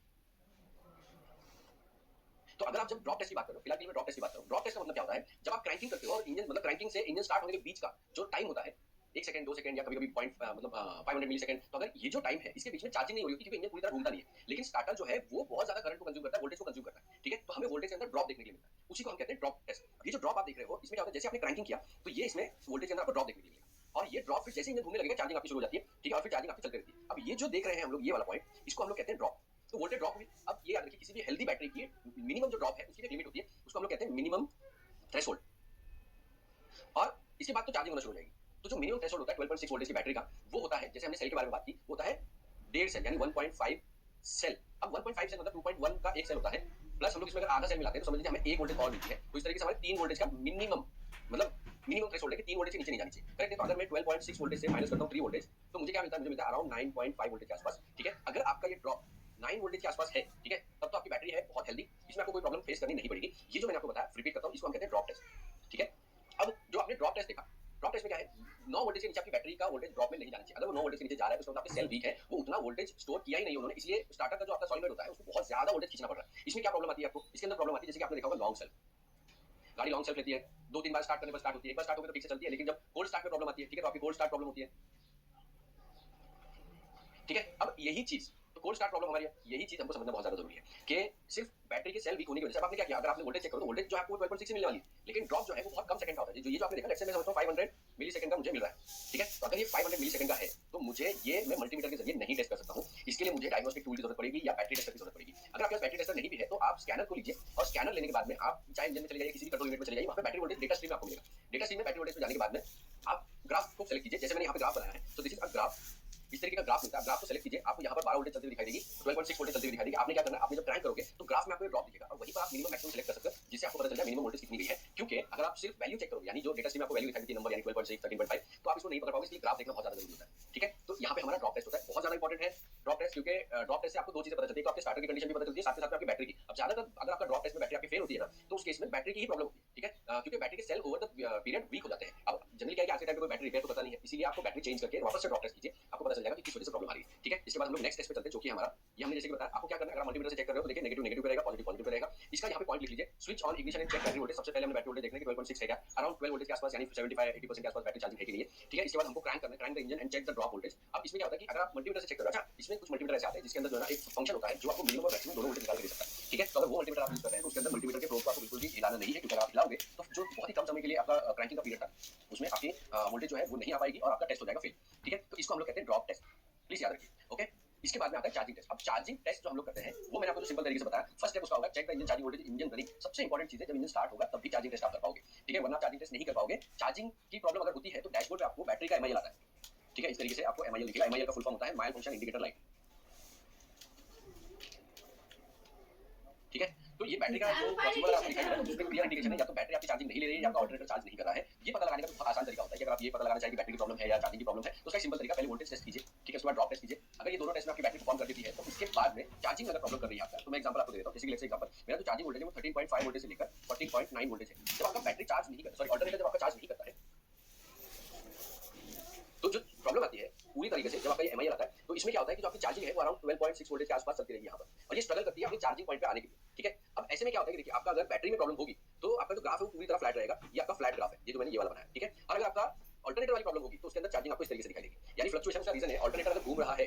ठीक है? तो उस केस में भी आपका फ्लक्चुएशन जरूर दिखाई देगा वोल्टेज में, जब आप ग्राफ में देखेंगे, जो मैंने आप लोगों को बताया कि कहां पे जाकर देखना है, स्कैनर के अंदर डेटा स्ट्रीम के अंदर बैटरी वोल्टेज आपने ग्राफ होगी। लेकिन अगर ये फ्लैट होता है तो इसमें बैटरी चार्जिंग ले ही नहीं रही होती, तो हमको पता चल गया कि बैटरी की प्रॉब्लम। ठीक है ना? ऐसे में क्या होता है कि थोड़ी देर के बाद में ये जो है ना बैटरी का कंज्यूमर है, तो बैटरी अगर चार्जिंग नहीं ले रही है और बाकी के सिस्टम काम कर रहे हैं तो ये धीरे धीरे बैटरी उतरना शुरू हो जाएगी, लेकिन पहले कुछ समय तक ये फ्लैट रहेगी। इसके बाद बैटरी उतरना शुरू हो जाएगी। अगर आप इसी तरीके से गाड़ी चलाते रहोगे और गाड़ी बंद हो जाएगी क्योंकि बैटरी आपकी डेड हो गई। ठीक है ना? तो ये हो गई आपकी जब आपकी नो चार्जिंग होती है। नो चार्जिंग के समय में आपको ये वाला चैलेंज फेस होगा। ठीक है? अब बात करते हैं जहां पे हमारा ओवर चार्जिंग वाली बात। अब ओवर चार्जिंग में बेसिकली क्या होता है, कई बार ऑल्टरनेटर का जो आपका ये होता है, बेरिंग होता है, वो बहुत ज्यादा फ्री हो जाता है और बहुत स्पीड में घूमता है, तो उस केस में कई बार आपको ओवर चार्जिंग का प्रॉब्लम देखने मिलती है। ओवर चार्जिंग की जो प्रॉब्लम है आपके ऑल्टरनेटर की प्रॉब्लम होती है, क्योंकि बैटरी जो है अपनी कैपेसिटी से ज्यादा ओवर चार्ज नहीं कर सकती। ठीक है? लेकिन अभी अच्छी बात क्या है कि जब भी ओवर चार्जिंग होगा तो ईसीएम के पास कंटीन्यूअसली बैटरी वोल्टेज मॉनिटरिंग होती है, यानी बैटरी के वोल्टेज को कंटिन्यू मॉनिटर कर रहा होता है। तो जब भी ओवर वोल्टेज यानी 14.9 या 15 वोल्टेज के ऊपर आपकी वोल्टेज आती है तो ईसीएम क्या करता है, उसको बंद कर देता है, ओवर वोल्टेज चार्जिंग। ठीक है? तो इंजन को बंद कर देगा, सिस्टम को बंद कर देगा। जब आप वापस को रिड्यूस करोगे, वापस जब सिस्टम ठंडा हो जाएगा उसके बाद में गाड़ी चालू होती है। ठीक है? तो ये किसमें याद रखना है कि इसमें ऑल्टरनेटर की प्रॉब्लम होती है, क्योंकि बैटरी अपनी कैपेसिटी से ज्यादा चार्ज ले ही नहीं सकती है। ठीक है? अब इसमें याद रखिए, मल्टीमीटर से जब आप चेकिंग कर रहे हो तो उसके पास में आपके पास मल्टीमीटर अच्छी क्वालिटी का होना चाहिए, जो कि आप लोगों को हमारे ऐप पर भी मिल जाता है, तो वो जाके आप चेकआउट कर सकते हो। ठीक है? तो हमारे दो टेस्ट हो गए। पहला टेस्ट हम लोगों ने देखा ड्रॉप टेस्ट, इसके बाद हमने देखा चार्जिंग टेस्ट, अब हम लोग तीसरे टेस्ट पर जाते हैं। अब चार्जिंग टेस्ट मतलब इसके बाद आता है लोड टेस्ट। ये जो लोड टेस्ट है, लोड टेस्ट का मतलब क्या होता है कि आपकी बैटरी की वोल्टेज सही है। ठीक है? आपका ड्रॉप में भी कोई प्रॉब्लम हमको नहीं मिली, चार्जिंग भी हो रही है, लेकिन बैटरी के सेल अगर वीक होते हैं तो उसमें एक और प्रॉब्लम आती है, वो होता है कंज्यूमर की। अच्छा, इसमें दोनों प्रॉब्लम हो सकती है। कई बार कोई कंज्यूमर जो है वो बहुत ज्यादा बैटरी कंज्यूम करता है, बैटरी पे लोड डालता है, दूसरे की बैटरी के सेल वीक होते हैं। ठीक है? तो ऐसे में लोड टेस्ट करने के लिए इंजन हमारा चलना चाहिए, switch on all the load one by one और यूज गुड कॉरिडोर। अब ये लोड का मतलब क्या होता है? लोड का मतलब होता है वो सारे सिस्टम जो हैवी करंट पे काम करते हैं, जिसके अंदर आपके मोटर्स आते हैं, ठीक है, आपके बल्ब्स आते हैं और आपके बहुत सारे सिस्टम, मतलब आपके बल्ब हॉर्न आते हैं इसके अंदर। तो ये जो सिस्टम है ये बहुत ज्यादा लोड डालते हैं आपकी बैटरी के चार्जिंग के ऊपर। तो इसी को हम लोग लोड टेस्ट करते हैं। अब लोड टेस्ट करने का सिंपल तरीका होता है, मैं आप लोगों को बताता हूँ। ये भी स्कैनर से करना पड़ेगा आपको, क्योंकि इसके अलावा कोई ऑप्शन है नहीं। मैं चार्जिंग वोल्टेज देता हूँ और यहाँ पर मेरा 14.9 voltage maximum and 13.5 voltage minimum. ठीक है? अब ये जो आपका वोल्टेज है इसके अंदर क्या है, जब आप इंजन स्टार्ट कर दो, याद रखिए चार्जिंग वोल्टेज इंजन स्टार्ट होना चाहिए। अब आप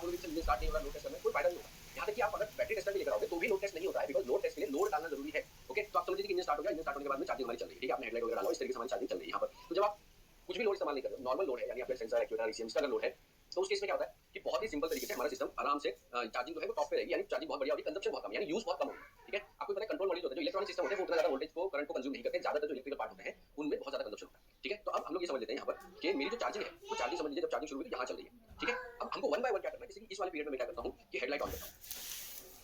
ठीक है, तो जैसे मैं हेडलाइट ऑन करूंगा थोड़ा ड्रॉप आएगा, मुझे फिर बैटरी जो है चार्जिंग संभालने की कोशिश करेगी। अब समझ लीजिए इस वाले पार्ट में मैं आपका वाइपर ऑन करता हूँ, तो जैसे मैंने वाइपर ऑन किया और थोड़ा ड्रॉप आया, अब ये जो है इस एरिया में चली, पहले यहाँ चली, यहाँ चल रही है। ठीक है, इसके बाद में आपने हॉर्न बजाया या बजर जो भी आप बजाना चाहें वो कर लीजिए। ठीक है, थोड़ा और ड्रॉप आया। अब इसमें एक चीज याद रखिए कि अगर ये ड्रॉप आ गया, समझ लीजिए यहाँ पर आ गया, 13 पे चल रहा है, यहाँ चल रहा है, किसी भी केस में ये कभी भी ये 13.5 वोल्टेज के नीचे यानी यहाँ नहीं जाना चाहिए। इसकी लास्ट होती है कि जो आपकी मिनिमम, ये हमारा मिनिमम चार्जिंग वोल्टेज और ये हमारी मैक्सिमम चार्जिंग वोल्टेज, तो मिनिमम चार्जिंग वोल्टेज और मैक्सिमम चार्जिंग वोल्टेज से 0.5 वोल्टेज के नीचे नहीं आनी चाहिए, यानी कि ये 13 वोल्टेज के नीचे आपका ड्रॉप लोड नहीं आना चाहिए। आप फुल लोड डाल दीजिए, आप एसी ऑन कर दीजिए, ठीक है, आप इंफोटेनमेंट ऑन कर दीजिए, जो भी आप इंटीरियर की लाइट ऑन कर दीजिए, जितना भी आप इसके ऊपर लोड डालेंगे तो भी ये प्रॉब्लम आपको नहीं आनी चाहिए, यानी 13 वोल्टेज से नीचे नहीं जानी चाहिए। अगर 13 वोल्टेज से नीचे जाती है तो इस केस में आपकी बैटरी जो है वो बहुत ज्यादा वीक होती है, या फिर कोई ऐसा पार्ट होता है, जैसे कि एग्जांपल के लिए मैं बताता हूँ, जैसे आप नॉर्मली लोग क्या करते हैं, जो हमारी कंपनी से जो बल्ब आता है वो तो इंटीग्रेटेड होता है, सिस्टम को समझ के वो बल्ब लगाया जाता है, लेकिन कई बार लोग क्या है हाई पावर का बल्ब लगा देते हैं। अब जब हाई पावर का बल्ब लगाया है तो इंटीग्रेशन नहीं होता, तो बैटरी कैपेसिटी आपकी उतनी है पर आपने हाई पावर का है, कंज्यूमर बड़ा, आपने समझ लीजिए कि आपके पास में 4 ही रोटी और आप हाथी को खिला रहे हो। ठीक है, तो हाथी क्या करता है, वो बहुत ज्यादा खींचने की कोशिश करता है, चारों की चारों खींचने की कोशिश करता है। यही वजह से जो कंज्यूमर जब ज्यादा खींचेगा ना तो यहाँ पे बहुत ज्यादा लोड पड़ता है बैटरी के ऊपर, और इसी को हम लोग कहते हैं लोड टेस्ट। इसमें कस्टमर की कंप्लेंट आती है एसी चालू कर तो गाड़ी दबती है, क्योंकि एक जगह से अगर वोल्टेज कम होगी तो दूसरी जगह पे यूटिलाइज होगी,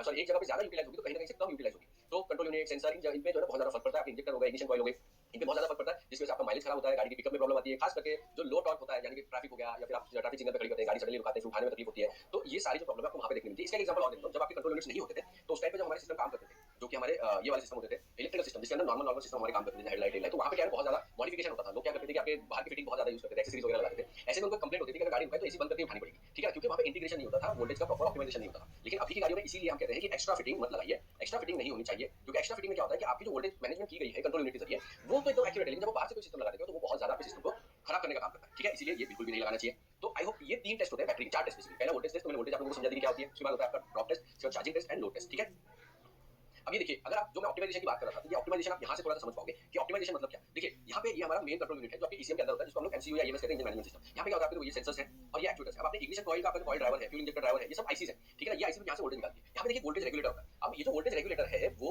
ईएमएस में आने वाली जो वोल्टेज है उनको एनालाइज करता है, साथ ही साथ आपकी एनालॉग टू डिजिटल कन्वर्टर होता है, डिजिटल टू एनालॉग कन्वर्टर होता है। ये सब प्रॉपर तरीके से आने के बाद आपका ईएमएस है उसको ऑप्टिमाइज करता है। ऑप्टिमाइज करने के बाद में सही वोल्टेजेस जो आउटपुट के लिए जरूरी है, solenoid driver, database driver, solenoid, ये सारी जो जरूरी है आपके, इनके लिए प्रॉपर वोल्टेजेस निकालता है जिससे कि सारा सिस्टम काम कर सके। अब अगर आपकी बैटरी जो मेन पावर सोर्स है, जहां से हमें पावर मिलती है, जहां पे पावर स्टोर होती है, वही ठीक तरीके से काम नहीं करेगी तो उस केस में ये पूरा का पूरा सिस्टम जो है फेल हो जाता है। ठीक है, अब हम लोग बात करते हैं यहाँ पर कि बैटरी में एक और एक प्रॉब्लम होती है जिसके अंदर रेजिस्टेंस वाली प्रॉब्लम होती है। तो आप लोगों ने देखा कि जब मैंने ओम्स लॉ बताया तो मैंने बताया कि रेजिस्टेंस क्या होता है, रेजिस्टेंस हर तरीके की बाधा होती है। जैसे कि ये वाला जो प्रॉब्लम है, अब वहाँ पे क्या होता है कि आपने देखा कि जब करंट फ्लो करता है तो नेगेटिव टू पॉजिटिव फ्लो करता है। ठीक है, अब नेगेटिव टू पॉजिटिव फ्लो कर रहा है, पॉजिटिव के या नेगेटिव के केबल के ऊपर आपको अगर इस तरीके का रस्ट दिखाई देता है, इसको हम लोग बोलते हैं ऑक्सीडेशन। ये जो है ये रस्ट है, इसमें दोनों चीज आपको जो व्हाइट दिखाई दे रहा है ये ऑक्सीडेशन है, और ये जो आपको दिखाई दे रहा है दिस इज रस्ट। अब ये जो है ना ये नेचुरल रेजिस्टेंस है। नेचुरल रेजिस्टेंस का मतलब क्या होता है कि ये नेचुरली करंट के बहाव को कम करेगी, क्योंकि यहाँ पे रेजिस्टेंस बहुत ज्यादा है। ठीक है, अब अगर इस कंडीशन में बैटरी है, अब ये जो आप देख रहे हो इसके अंदर तो क्या होता है, केमिकल लीक होता है, तो ये तो केमिकल लीकेज की प्रॉब्लम होती है।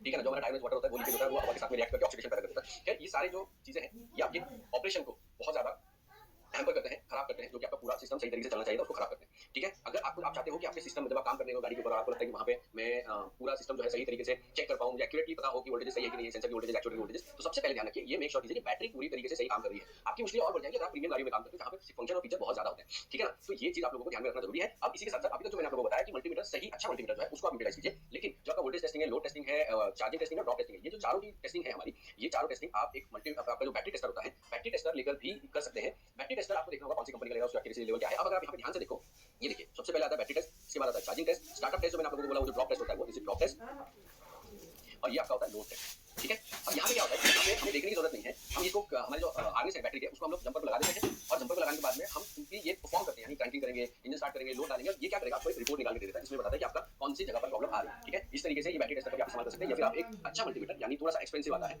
एक्सपेंसिव में जैसे फ्लूक वगैरह हो गया, तो अगर आप फ्लूक का मल्टीमीटर लेते हो तो उसमें भी ये टेस्ट किए जा सकते हैं। या फिर तीसरा जैसे मैंने बताया ड्रॉप टेस्ट, लोड टेस्ट, ठीक है, चार्जिंग टेस्ट, इसके लिए जरूरी क्या है कि आप एक डायग्नोस्टिक टूल ले सकते हैं, जिसके अंदर डायग्नोस्टिक स्कैनर, जिसके अंदर आपको लाइव डेटा विद ग्राफ मिलता है। ठीक है, तो ये चीज आपको ध्यान में रखनी है। अगर ये आप ले लेते हैं इन तीनों में से, या आप चाहे बैटरी टेस्टर यूज कर लीजिए, आप एक स्कैनर यूज कर लीजिए, या फिर आप एक अच्छा मल्टीमीटर। अब यहाँ पे एक चीज याद रखिए, मल्टीमीटर तो आपके पास वैसे भी अच्छा ही होना चाहिए, क्योंकि मल्टीमीटर एक इलेक्ट्रॉनिक और डायग्नोस्टिक टेक्नीशियन का सबसे अच्छा मित्र होता है। अगर आपके पास अच्छा मल्टीमीटर नहीं है, वो येलो वाला जो है इसको नहीं यूज कीजिए, क्योंकि उसके अंदर खुद का ही एक रेजिस्टेंस होता है। सेल्फ रेजिस्टेंस होता है उसका, जो हमारे टेस्टिंग में बहुत ज्यादा खराब काम करता है। मुझे कई बार फोन आता है लोगों के, सर ये जो सेंसर इसके अंदर 4 वोल्टेज दिखा रही है और रेफरेंस जो 4 वोल्टेज दिखा रहा है। मैं बोलता हूँ यार 4 वोल्टेज नहीं दिखा सकता, अगर वोल्टेज आ रही है तो पूरी वोल्टेज आनी चाहिए, या फिर आपके सर्किट में कहीं पर रेजिस्टेंस पड़ा हुआ है। नॉर्मली लोग क्या करते हैं कि सर ये वाली नॉर्मल येलो वाले से चेक करते हैं, और येलो वाले से चेक करने के बाद में वो रिपोर्ट भेजते हैं, वो रॉन्ग रिपोर्ट आती है। मैं अगर वहां पे सिंपली बोलता हूं कि दूसरा मल्टीमीटर लेके चेक करो, वहां पे वोल्टेज करेक्ट दिखाई देने लगती है। तो ये चीज आपको ध्यान रखना बहुत जरूरी है। आपके मल्टीमीटर की कुछ कैलिब्रेशंस होती है, वो सारी जो है हमारी मल्टीमीटर की क्लास है, उसमें आप लोगों को ध्यान से समझ लेना है, ठीक है। तो आज की क्लास में जो भी पॉइंट्स है उसको आप लिख लीजिए, लिखने के बाद में एक मल्टीमीटर अपना लीजिए, मल्टीमीटर लेके जाके स्कैनर आपके पास में, स्कैनर लेके जाके ये सारे टेस्ट आज के आपको परफॉर्म कीजिए गाड़ी के ऊपर। इसके लिए आपको जरूरी नहीं कोई गाड़ी चालू मिले या प्रॉब्लम वाली मिले, नहीं, आपके पास में सिर्फ गाड़ी होना जरूरी है। तो इस चीज को प्लीज आप लोग ध्यान रखिए, ताकि आपकी जो ट्रेनिंग के साथ साथ प्रैक्टिस भी सही तरीके से चलती रहे। मैं बार बार बोल रहा हूं, अगर आप लोग प्रैक्टिस अच्छी तरह से करोगे तो आपका और मेरा दोनों का काम बहुत ज्यादा आसान हो जाता है। थैंक यू सो मच, आज के लिए इतना ही। नेक्स्ट क्लास में मिलेंगे नए टॉपिक के साथ में। थैंक यू सो मच, जय हिंद।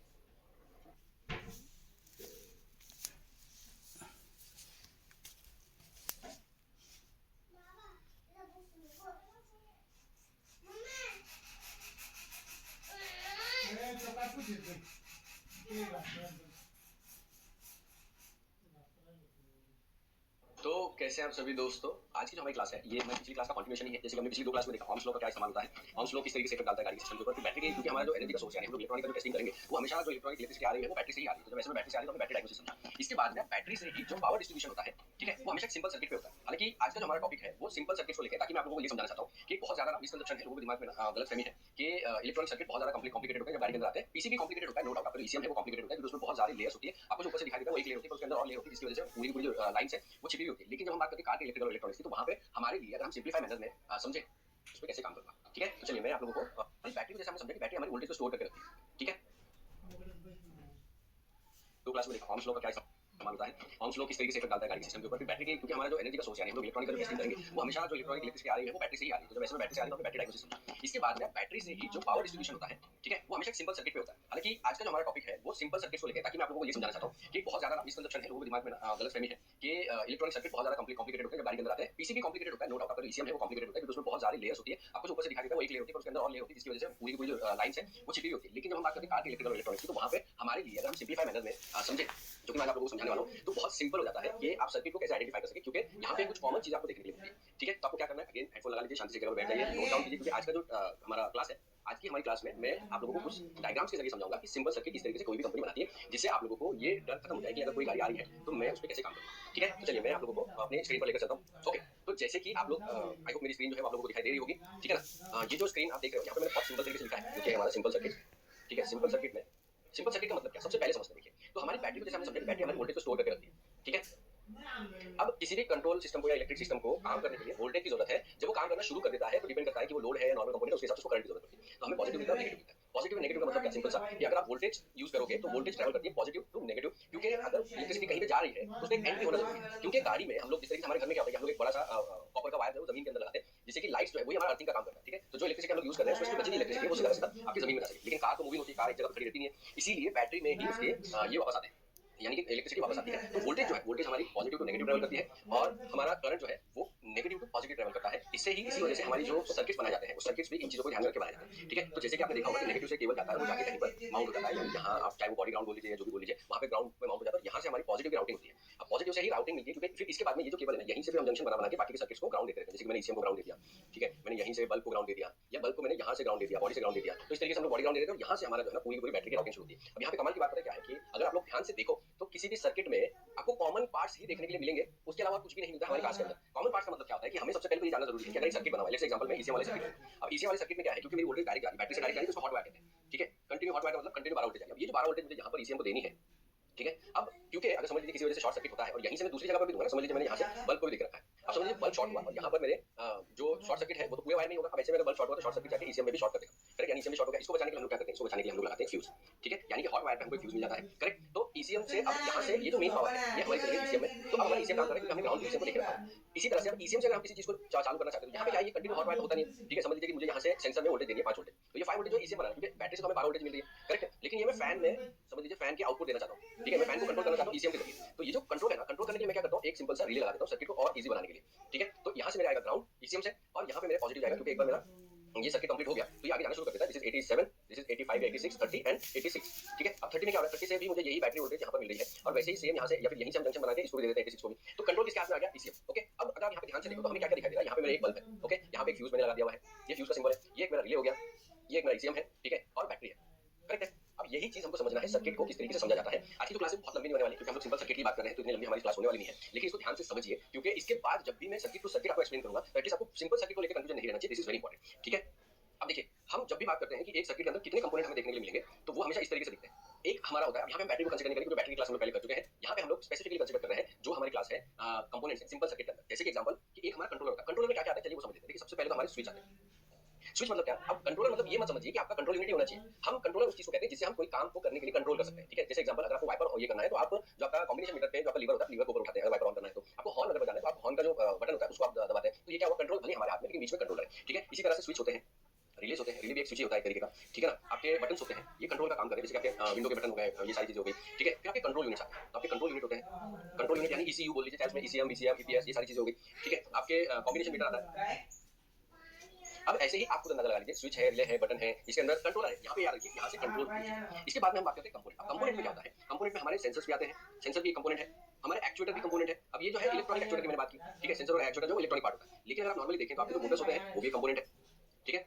हमारे बल्ब होते हैं वो भी कंपोनेंट है, हमारा हॉर्न होता है वो भी कंपोनेंट है, ठीक है। हमारा स्टार्टर होता है वो भी कंपोनेंट है, ठीक है ना। ऐसे आपके जितने भी कंपोनेंट लगे हुए एंड पर, ठीक है। कंट्रोलर क्या करता है? कंट्रोलर ऑन ऑफ करने का काम करता है। कई बार कंट्रोल हमारे हाथ में होता है, कई बार कंट्रोलर के हाथ में होता है, यानी ईसीयू के हाथ में, ठीक है। तो इस तरीके से आप लिस्ट आप जैसे बनाना चाहे वो बना सकते हैं। इसके बाद में सर्किट को हमें सिक्योरिटी के लिए हम फ्यूज का इस्तेमाल करते हैं, तो दिस इज सिक्योरिटी। अब फ्यूज का इस्तेमाल याद रखिए हमेशा, ये फ्यूज जो है वो यूज होगा जहां पर कंटिन्यू, जिस वायर में कंटिन्यू 12 वोल्टेज जा रही है, या इसको हम लोग कहते हैं वी बैट। वी बैट का जो वायर होता है, वी बैट का मतलब होता है वोल्टेज एंड बैटरी। तो बैटरी वोल्टेज अगर जहां पर जा रही है उस वायर में हमें मिलता है ये, ठीक है। क्योंकि अगर समझ लीजिए किसी वजह से किसी कंपोनेंट में शॉर्ट सर्किट होता है, तो वहां पर क्योंकि बैटरी का जो पॉजिटिव वोल्टेज होती है उसको जंक्शन बना के आगे शेयर किया जाता है दूसरे सिस्टम में भी। तो अगर वो पूरा का पूरा ओपन होगा, इस तरीके से क्या होगा, शॉर्ट सर्किट अगर हुआ किसी कारण से, कोई कंपोनेंट फेलियर की वजह से, तो पूरे सिस्टम को शॉर्ट कर देगा। इसीलिए हम लोग फ्यूज का इस्तेमाल करते हैं। अब ये जो रिले आप देख रहे हो, रिले हम क्या कर रहे हैं? रिले हमारा स्विच का काम कर रहा है। रिले हम लोग इसलिए लगाते हैं क्योंकि कई बार हमें ऐसे सिस्टम चाहिए होते हैं जहां पे हमें सिक्योरिटी बहुत ज्यादा चाहिए, जिससे कि हमें स्विच तो करने हैं लेकिन साथ के साथ स्विच कट ऑफ भी होना चाहिए। तो ऐसे सर्किट में, जैसे कि लोड वाले जो सर्किट होते हैं, लोड वाले सर्किट मतलब क्या? जैसे आपकी हेडलाइट, टेल लाइट, सॉरी आपकी हेडलाइट, टेल लाइट, बल्ब, आपके सॉरी ये तो बल्ब भी होते हैं, हेडलाइट, आपके मोटर, और आपके रिले जो है वो कई बार उसका जो आउटपुट है उस आउटपुट को इस्तेमाल किया जाता है बाकी के सिस्टम चलाने के लिए। तो कई बार कंट्रोल यूनिट भी इससे एक्टिवेट किए जाते हैं, ठीक है। तो ऐसे रिले का भी हमारा काम हो जाता है, ठीक है ना। इसके बाद पांचवा एक बहुत इंपॉर्टेंट कंपोनेंट होता है, अगर आप ध्यान से देखो तो यहाँ पे याद रखिए कि आप ये कंपोनेंट की कैटेगरी में जितने कंपोनेंट डालना चाहते हो उतने कंपोनेंट डाल दीजिए। फ्यूज जो है अलग अलग तरीके के आते हैं, वो आगे आने वाली क्लासेस में हम लोग डिस्कस करेंगे, ठीक है। तो फ्यूज में क्या है? 10 एम्पीयर का, 25 एम्पीयर का फ्यूज। ये जो फ्यूज है कितने एम्पीयर का है वो बहुत ज्यादा इंपॉर्टेंट होता है, क्योंकि हमने ऑलरेडी ऑन वाली क्लास में समझा है कि जिस सर्किट में जितने इसकी जरूरत है, मैक्सिमम थ्रेशोल्ड जो करंट है वो उतना ही जाना चाहिए, उससे अगर ज्यादा जाएगा तो वो शॉर्ट हो जाएगा, ठीक है। क्योंकि कंज्यूमर की खुद की कैपेसिटी होती है। लेकिन इन चारों को आपस में जोड़ने का काम करते हैं, वो भी एक पार्ट ही है, क्योंकि वो पार्ट के जरिए ही हम लोग ऑर्डर करते हैं। वही पार्ट को हम पार्ट बोलकर ही ऑर्डर करते हैं, जिसको हम कहते हैं वायर्स। क्योंकि वायर्स के बिना दिस इज नॉट पॉसिबल। हम ये चारों कंपोनेंट्स को एक साथ में जोड़ नहीं सकते, ठीक है ना। यही चीज हमको समझना बहुत जरूरी है। आप किसी भी गाड़ी को लेकर आ जाइए, उसके अंदर किसी भी सर्किट को ले लीजिए आप, ठीक है। आपको क्या मिलेगा? कंट्रोलर मिलेगा, एक कंपोनेंट मिलेगा, उसके अंदर उसी सर्किट में फ्यूज मिल जाएगा, रिले मिल जाएगा, और वायर्स के जरिए ये सारा काम बनेगा। अब इसी कारण से जब हम लोग इस सिंपल से सर्किट को समझ नहीं पाते हैं कि क्या हमें उस लाइन में, जैसे एग्जांपल में देखो, आप फैन की वायर्स को ट्रेस करें, ठीक है। अब फैन की वायर में क्या होता है कि कई बार 12 वोल्टेज डायरेक्ट सप्लाई होती है फैन को, और ग्राउंड पे एक्टिवेट होता है, यानी कि रिले से ग्राउंड आएगा, ठीक है। बहुत रेयर होता है लेकिन होता है कुछ गाड़ियों में। तो अब 12 वोल्टेज जो डायरेक्ट बैटरी से आ रही है, तो वायर जंक्शन बॉक्स है, फ्यूज बॉक्स है, उसके जरिए आएगी। तो वहां पे क्या हुआ कि मुझे फ्यूज लगाना जरूरी है। लेकिन नॉर्मली हम लोग क्या करते हैं? हम लोग फ्यूज चेक करते हैं। जैसे एग्जांपल, ये मेरा फ्यूज बॉक्स है, ओके, ये मेरा फ्यूज बॉक्स है, यहाँ पे मैंने फ्यूज लगाया हुआ है, ओके, ये है मेरा फ्यूज, ठीक है। अब यहाँ पे एक चीज ध्यान रखने वाली वो ये है कि इसका एक एरिया जो है वो आया हुआ है आपकी बैटरी से, एक वायर आया हुआ है बैटरी से, और दूसरा वायर आपका गया हुआ है फैन, ठीक है। हम लोग क्या करते हैं? हम लोग 90% टाइम अगर मेरा फैन बंद नहीं हो रहा तो मैं क्या करता हूँ कि मैं फ्यूज को, आप देखिए जो कनेक्शन बना हुआ है वो कैसे बना हुआ है। अगर आप ये देखो, दोनों के बीच में कुछ भी कनेक्टेड नहीं है, ये अलग वायर है, ये अलग वायर है, ओके। जो कनेक्शन बना हुआ है वो फ्यूज के जरिए, तो यहाँ से जब ये आती है तो फ्यूज के जरिए ये यहाँ से चली जाती है इलेक्ट्रिसिटी, या जो आपकी वोल्टेज यहाँ पे चली जाती है, 12 वोल्टेज यहाँ से आई, 12 वोल्टेज यहाँ पे चली गई। अब अगर आपका ये सर्किट ब्रेक हो जाता है, ठीक है, तो ये आपका सर्किट हो गया ब्रेक। जैसे ही सर्किट ब्रेक हुआ तो यहाँ देखो दोनों का कनेक्शन तो था ही नहीं, ठीक है। लेकिन आपका जो फ्यूज है वो फ्यूज शॉर्ट हो। अब हम लोग क्या करते हैं? नॉर्मली इसके अंदर वायर लगा देते हैं, ठीक है। एक हमने ऐसा वायर लगा दिया, अगर हमारे पास फ्यूज नहीं है तो एक वायर से लगा दिया, और लगाने के बाद में ये जो कनेक्शन वापस से जाना शुरू हो गया, क्योंकि हमने वापस उसको लगा दिया। लेकिन ऐसा करना बहुत बुरी बात है। उसका एक रीजन है, फ्यूज जो लगाया जाता है, फ्यूज के अंदर जो मटेरियल होता है वो एक सर्टेन एम्पियर तक ही झेल सकता है। तो फ्यूज का मकसद ही है शॉर्ट होना, फ्यूज लगाने का मकसद ही शॉर्ट होना। तो यहाँ से जो मेरा फैन को, जो समझ लीजिए कि ये जो मेरी बैटरी से करंट, क्योंकि करंट क्या करता है? नेगेटिव टू पॉजिटिव ट्रैवल करता है। अब अगर जो करंट मेरा यहाँ से फैन जो है वो रिवर्स में बहुत ज्यादा शॉर्ट करके 35 एम्पियर्स का करंट प्रोड्यूस कर रहा है, लेकिन मेरा फ्यूज का उसकी कैपेसिटी 25 एम्पियर्स, तो क्या होगा? 35 एम्पियर जैसे आया फ्यूज शॉर्ट हो गया, ठीक है। तो यहाँ पे जो कंपोनेंट है, समझ लो इसी वाले वायर में आगे ईसीएम का भी है, ईसीएम का भी सर्किट है, तो ये शॉर्ट हो गया फ्यूज, और इसने बाकी सारे कंपोनेंट को बचा दिया। इसी तरह उसने फैन को भी बचा दिया, फैन को भी शॉर्ट होने से बचा दिया, क्योंकि फ्यूज शॉर्ट हो गया, सिस्टम को बंद कर दिया उसने, ठीक है। यहाँ से कनेक्शन वोल्टेज खत्म कर दिया। तो इसी वजह से हमारे को ये ध्यान रखना है कि अगर मैं इस तरीके से बना देता हूँ तो मेरा फैन तो आपको 35 एम्पीयर प्रोड्यूस कर रहा है। अब अगर ये 35 एम्पीयर का सर्किट झेलने की ताकत इस वायर में नहीं है तो यहाँ पे अगेन शॉर्ट सर्किट होगा, इस पर आपका एसीएम भी जाएगा और जितने भी कंपोनेंट यहाँ पे जुड़े हुए हैं इस जंक्शन से वो सारे जाएंगे। ठीक है, इसीलिए ये काम आप लोगों को नहीं करना है। प्लीज इस बात को ध्यान रखिए। हम लोग रिले और फ्यूज वाले क्लास में इसको और थोड़ा डिटेल में समझेंगे ताकि आप लोगों के बाकी के डाउट्स क्लियर हो। तो आई होप ये आपको समझ में आ गया कि कितना इंपॉर्टेंट पार्ट है। वायर्स में आपके सारे वायर आते हैं, मोटे हो पतले हो हर तरीके के हो। अब मोटे पतले वायर में डिफरेंस होता है, ज्यादातर जो मोटे वायर है वो लोड के लिए यूज किए जाते हैं और जो आपके छोटे वाले वायर है, पतले वाले वायर है, वो ज्यादातर इलेक्ट्रॉनिक सर्किट के लिए कंट्रोलिंग के लिए यूज किए जाते हैं। ठीक है, चलिए अब हम लोग क्या करते हैं, हम लोग सर्किट को समझते हैं एक बार। अब मैं क्या करूंगा, दो सर्किट आप लोगों को दिखाऊंगा। जैसे कि देखिए एक सर्किट आप यहाँ पर देख पा रहे होंगे, थोड़ा सा मैं इसको जूम कर देता हूं ताकि आप इसको सही तरीके से देख पाओ। मैं थोड़ा थोड़ा जूम करके आप लोगों को समझाऊंगा। ठीक है, अब देखिए यहाँ पर जो है ना मेरा, हमको सबसे पहले ये देखना है कि हमारी वोल्टेज आई कहाँ से। ठीक है, तो मैंने जैसे बताया कि वोल्टेज का सोर्स क्या है, हमारी बैटरी हमारा सोर्स है। ओके, तो ये है हमारी बैटरी, ये वाला जो पार्ट है दिस इज आवर बैटरी। तो मैं सिंबल में कवर करूंगा तो उस टाइम पे आप लोगों को बताऊंगा किस तरीके से आपने उसको देखना। तो ये हमारी बैटरी। ठीक है, ये बैटरी का सिंबल यहाँ पे देखिए ग्राउंड है। ये जो ग्राउंड है ये यहाँ पर आके, ये यहाँ पर आके देखिए बॉडी आपके साथ में कनेक्टेड है। ठीक है, अब यहाँ से हमारा ये है पॉजिटिव, क्योंकि ये नेगेटिव है तो ये पॉजिटिव है, देखो यहाँ पे प्लस है यहाँ पर माइनस है। ओके, यहाँ से पॉजिटिव जो है वो गया हुआ है कहाँ पर, बैटरी माउंटेड फ्यूज बॉक्स पे। तो आपने देखा होगा कि बैटरी के ऊपर एक छोटा सा फ्यूज बॉक्स होता है, इसमें दो फ्यूज लगाए हुए हैं। जो एक 25 एम्पियर्स का है और दूसरा जो है मेरा वो आई थिंक 30 एम्पियर्स का है, क्लियर नहीं दिखाई दे रहा है यहाँ पर। ठीक है ना, दो फ्यूज लगाए हुए हैं। ओके, यहाँ पर आप देखिए कि ये वाला जो फ्यूज है ये तो बेसिकली बैटरी को प्रोटेक्ट कर रहा है। ठीक है ना, क्योंकि इसका और कोई कनेक्शन नहीं है, सेम यहाँ से कनेक्शन आया हुआ है। ये अब आगे जा रहा है दूसरा 30 एम्पियर का फ्यूज। 30 एम्पियर के फ्यूज का जो वायर है वो आगे जाके जंक्शन बनाता है और ये जंक्शन जो है हमारा चला जाता है कहाँ पर, ये दूसरा वायर यहाँ पे कनेक्ट हो गया। ये मेरा जा रहा है इंजन रूम फ्यूज बॉक्स में। अब यहाँ पे देखो इंजन रूम फ्यूज बॉक्स में गया। ओके, सेम ये वाला वायर आगे कंटिन्यू हुआ है और ये वायर आगे जाके अगेन फ्यूज बॉक्स में गया। तो बैटरी का पॉजिटिव वायर कहाँ जा रहा है हमारा, बैटरी का पॉजिटिव जा रहा है फ्यूज बॉक्स में। अब ये फ्यूज बॉक्स में गया हुआ है 60 एम्पियर के फ्यूज में, 30 एम्पियर के फ्यूज में, यहीं से जंक्शन बना हुआ है, ये जंक्शन जा रहा है 60 एम्पियर के फ्यूज में। यहाँ से तीन लाइन शुरू हुई है, 1 2 और 3। ठीक है, अब ये तीन लाइन को अगर हम लोग ट्रेस करते हैं तो हमें पता चलेगा कि अब आगे पॉजिटिव कहाँ पे गया हुआ है। ठीक है ना, तो फ्यूज बॉक्स का यहाँ पे इस्तेमाल किया गया है। यहाँ से तीन लाइन शुरू हो गई, हम लोग सबसे पहले ये 30 एम्पियर का जो फ्यूज है उसकी लाइन ट्रेस करते हैं। अब ये वाली जो लाइन है मेरी, ये जा रही है सीधी कहाँ पर, तो मैं ये ट्रेस आपको क्लियर करूँ ताकि आप लोग कंफ्यूज नहीं हो। यहाँ पर है और ये क्या है, ये एक बार मुझे देखना पड़ेगा। हाँ, तो ये मेरा इंजन रूम फ्यूज बॉक्स है जहाँ पर मेरा मेन रिले क्या है, मेन रिले। अब आप देखो, आप बोलोगे सर ये वायर अंदर गया है, नहीं ये फ्यूज बॉक्स नहीं है, बस ये क्योंकि पेपर पे जब दिखाना होता है थोड़ा अलग करके दिखाते हैं ताकि आप लोग इसको समझ पाएं। ठीक है ना, यहाँ पे मेरा रिले है तो हमें क्या मिला, एक रिले मिल गया। रिले में अगर हम लोग देखें तो ये वाला जो वायर है मेरा और ये वाला जो वायर है दिस इज 87 तो यहाँ पर लिखा हुआ, ये मेरा 30 है। ठीक है, तो रिले के 30 में डायरेक्ट बैटरी वोल्टेज आ रही है, लेकिन वो आ कहाँ से रही है, इंजन फ्यूज बॉक्स में एक 30 एम्पियर का फ्यूज है। अगर ये शॉर्ट हो गया तो मेरा मेन रिले भी काम नहीं करेगा, क्योंकि 30 12 वोल्टेज जो चाहिए रिले को नहीं आ रही है। इसी वाले वायर से जंक्शन बना के 12 वोल्टेज मेरे 86 में भी दिया हुआ है, देखो दिस इज 86। ठीक है ना, आई होप आपको दिखाई दे रहा है। तो ये 86 हो गया और 85 जो है मेरा वो आउटपुट है। अब आउटपुट कहाँ पे जा रहा है तो वो एक बार हम लोग देख लेते हैं। ठीक है ना, ओके, तो यहाँ पे एक और कनेक्शन है, लेकिन पहले 85 के आउटपुट को देखते हैं कि 85 का आउटपुट कहाँ पर जा रहा है। 85 का आउटपुट जा रहा है ईसीएम में, डायरेक्ट 12 वोल्टेज सप्लाई कर रहा है मेन रिले से। ठीक है, तो मेन रिले में डायरेक्ट 12 वोल्टेज, सॉरी ईसीएम के अंदर डायरेक्ट 12 वोल्टेज मिल रही है, जिसको हम लोग पॉजिटिव वोल्टेज बोलते हैं ईसीएम का। ठीक है, तो this is positive voltage. Okay, अब इसके बाद में देखते हैं कि हमारा ये जो 87 है, 87 क्या है हमारा, 87 हमारा है स्विच। ओके, तो 87 का जो हमारे यहाँ पर 30 में 87 का स्विच आउटपुट दिया हुआ है, ये कहाँ पर जा रहा है हमारा, ये क्लच स्टार्ट रिले पर जा रहा है। ठीक है, तो क्लच स्टार्ट रिले पर 86 में जा रहा है, यानी कि जब मेन रिले एक्टिवेट होगा तो आपका क्लच रिले जो है वहां पर 86 में 12 वोल्टेज आएगी, क्योंकि ये 12 वोल्टेज आ रही है। ये देखिए यहाँ पर 30 में 12 वोल्टेज आ रही है बैटरी से। अब ये स्विच जब कनेक्ट हो जाएगा, जब ये स्विच कनेक्ट हो जाता है तो यहाँ से क्या निकलता है, 12 वोल्टेज निकलती है और यही 12 वोल्टेज आगे जाके आपके क्लच स्टार्टर रिले को, स्टार्टर रिले पे जाकर 86 में कनेक्ट होती है। तो ये हमारा 86 हो गया कंट्रोल। ठीक है, अब इसी के साथ साथ 86 जो है हमारा 12 वोल्टेज, लेकिन ये कनेक्टेड है। ओके, सिंपल सर्किट समझा रहा हूं मैं आपको। इसके बाद ये ट्रेस करने के लिए आपको वायरिंग टेस्टिंग आनी चाहिए, जो मैंने प्रैक्टिकल में आप लोगों को बताया हुआ है। ठीक है, तो प्रैक्टिकल क्लास आप लोग एक बार ले लेना। ठीक है ना, यहाँ पर देखिए यहाँ से हमारे एक ग्राउंड आएगा। जब ये ग्राउंड आएगा तो this is negative and this is positive. जब ये ईसीएम से ग्राउंड आएगा तो हमारी सॉलिनॉइड एक्टिवेट हो गया। सॉलिनॉइड एक्टिवेट होने के बाद में 30 का जो पॉजिटिव है ये सर्किट कंप्लीट हो जाएगा और यहाँ से हमारे एसीसी रिले को हमारे चली जाएगी पॉजिटिव। ठीक है, इस तरह से ये वाला सर्किट हमारा कंप्लीट हो गया। यहाँ पर इग्निशन रिले जो है हमारा, इग्निशन स्विच जो है, इग्निशन स्विच में हमारे 3 4 पॉइंट होते हैं। फर्स्ट पॉइंट होता है जहाँ पे आपका इग्निशन ऑन होता है, ये वाला जो हमारा इसमें इग्निशन ऑन होता है। ठीक है ना, इसीलिए आपका ये वाला जो है जब आप फर्स्ट स्विच ऊपर ऑन करते हो तो ये आपका इग्निशन ऑन होता है। जैसे आपने इग्निशन ऑन किया, यहाँ पे देखिए फ्यूज बॉक्स, फ्यूज के जरिए ईसीएम को दूसरी 12 वोल्टेज मिलती है जो हमारी होती है ये वाली, ये देखिए दिस इज करंट इग्निशन वाली। ठीक है ना, ओके, तो ये हमारा मिल गया। इसके बाद में यहाँ पर हमारे जब आप क्रैंक करोगे तो यहाँ से एक वोल्टेज यहाँ पर जाती है इग्निशन में और ये हमारे एसीसी रिले को जाती है। अब हम लोग देखते हैं स्टार्टर का सर्किट। अब स्टार्टर के सर्किट के लिए ये रहा हमारा स्टार्टर रिले।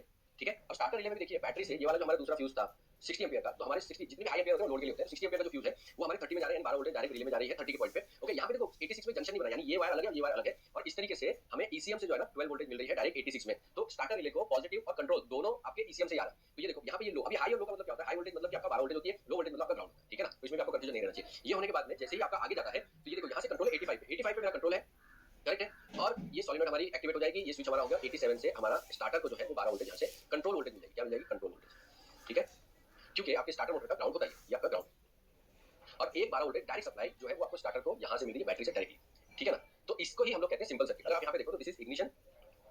ठीक है, ये डायरेक्ट 12 वोल्टेज हो गई, ये हमारा आउटपुट है। जब आप ये करोगे तो आपका क्लच रिले में आउटपुट जाएगा, सिग्नल आएगा, सॉरी क्लच रिले का सिग्नल यहाँ पर आएगा। तो दिस इज सिग्नल इनपुट आ रहा है जब क्लच रिले आपका काम करना शुरू कर देता है। यहाँ पे क्लच रिले का यहाँ से इनपुट जा रहा है ग्राउंड। ओके, जिससे कि एक्टिवेट हुआ, स्विच एसीसी रिले को कनेक्ट कर देगा। फिर यहाँ पे दो वायर है, तो आप यहाँ पे देखिए फ्यूज, यहाँ पे हमने कितने एक स्टार्टर सिंपल से सर्किट को चलाने के लिए एक रिले हमारा ये है, एक हमारा क्लच रिले है और एक हमारा main relay. So this is 1 main relay. ठीक है, दिस इज 2 आपका क्लच रिले। अभी हर गाड़ी में क्लच रिले रहे ऐसा जरूरी होता नहीं है, तो आप लोगों को एक बार देखना पड़ेगा। ठीक है ना, ये मैं आपको सिंपल सर्किट समझा रहा हूँ। इसके बाद में आपका आ गया है स्टार्टर रिले। ठीक है, स्टार्टर रिले। तो इस तरीके से हमें 1 2 3 रिले मिल गए। तो अब इस सर्किट को समझते हैं थोड़ा सा डिटेल में। सबसे पहले हमें क्या मिले? सबसे पहले हमें मिला है ये फ्यूज। मैं यहाँ पे कंपोनेंट पार्ट्स की बात कर रहा हूँ कि कितने तरीके की चीजें हैं, तो उसी हिसाब से क्रिटिकल पॉइंट भी बन जाते हैं, यानी कि 3 चीजें, क्या-क्या चीजें यहाँ पर खराब होंगी। सबसे पहले हमारा जो आता है वो है फ्यूज, ठीक है। दूसरे हमारे रिले है, अब कौन सा रिले है वो आपको देखना पड़ेगा। तीसरा हमें यहाँ पर क्या दिखाई दे रहा है? यहाँ पे हमें दिखाई दे रहा है कंट्रोलर, यानी कि हमारा ईएमएस पीसीयू, ठीक है। तो हमें कंट्रोलर मिल गया, करेक्ट। चौथा हमें यहाँ पर कंपोनेंट दिखाई दे रहा है जो है हमारा स्टार्टर मोटर। और इन सब को काम करने के लिए, आपस में जोड़ने के लिए हमारे पास में एक बहुत इंपॉर्टेंट चीज है, वो है वायर्स, ठीक है। अगेन 5 चीजें हमें यहाँ पे देखने के लिए मिली। इस वाले सर्किट यहाँ पर भी मैंने क्या एक्सप्लेन किया था? Controller, component, fuse, relay and wire. Same चीज आपको ये सर्किट के अंदर देखने मिली। इसके अलावा आपको क्या देखने मिला? कुछ भी नहीं है सर्किट में। ये जो आप इग्निशन स्विच देख रहे हो, दिस इज आल्सो कंट्रोलर, क्योंकि जब आप इग्निशन करोगे तो ये आपका कंट्रोलर है। कंट्रोलर, 2 कंट्रोलर हमारे पास, एक ये हो गया, एक ये हो गया, 2 कंट्रोलर, एक हमारा कंपोनेंट है, दिस इज 1 कंपोनेंट। रिले हमारे पास में 1 2 3 4 5, और सॉरी फ्यूज 1 2 3 4 5 6 हमें यहाँ पर फ्यूज देखने के लिए मिल जाते हैं। तो 6 फ्यूज हमें मिल गए हैं। और रिले अगर हम लोग देखें तो आपका 1 2 3 रिले, और फिर वायर्स बहुत सारे जो आपको ट्रेस करने पड़ते हैं। और यही वजह है कि आपको सारे सर्किट को सही तरीके से मैनेज करना पड़ता है, ठीक है ना। तो ये है हमारा सिंपल सर्किट। अब ये आपने एक गाड़ी का देखा, मैं सेम क्या करता हूँ, आप लोगों का शायद ये होगा कि सर इतना सिंपल तो नहीं होता है, तो इसको और मैं दूसरी एक और गाड़ी का आप लोगों को दिखा देता हूँ, जिससे कि आप लोगों को ये ना लगे कि सर इतना सिंपल कैसे हो सकता है। ये हमारा दूसरा गाड़ी Hyundai की गाड़ी का है। यहाँ पर भी देख लेते हैं हमें क्या मिल रहा है, ठीक है। सबसे पहले ये हमारा ग्राउंड हो गया, ये देखो बैटरी, बैटरी से हमारी पॉजिटिव मिली, ये पॉजिटिव है, दिस इज नेगेटिव, जैसे कि आप यहाँ पे देख सकते हो, ठीक है। यहाँ पे जिस तरीके से यहाँ पे देखो बैटरी से डायरेक्ट एक पॉजिटिव स्टार्टर को आया हुआ था, वैसे यहाँ पर भी बैटरी से डायरेक्ट पॉजिटिव यहाँ पर आया हुआ है, ठीक है। पॉजिटिव कनेक्शन बना के डायरेक्ट पॉजिटिव यहाँ पर आया हुआ है। यहाँ पे देखो बॉडी ग्राउंड दिया हुआ है मोटर को, करेक्ट है। इसके बाद यहाँ पे देखो, तो यहाँ पे का सिंबल का फर्क होता है, this is also fuse, 40 ampere का फ्यूज देखिए, यहाँ पर आप देख सकते हो 40 एम्पियर का फ्यूज, तो हमें फ्यूज मिल गया, ओके। यहाँ पर ये रिले है, जैसे कि स्टार्टर सॉलिनॉइड यहाँ पर पॉजिटिव आ रहा है, यहाँ से स्टार्टर रिले कंट्रोल हो रहा है, वो क्या कर रहा है, ईसीएम यानी हमारा कंट्रोलर हो गया, दिस इज आवर रिले, ठीक है। ये हमारे जंक्शन बॉक्स में देखिए यहाँ पर जो आपका एक इग्निशन स्विच है, तो इग्निशन स्विच में क्या है? इग्निशन स्विच हमारा क्या है? कंट्रोलर है, क्योंकि चाबी आप घुमाओगे तभी तो जाके आगे का काम शुरू होगा।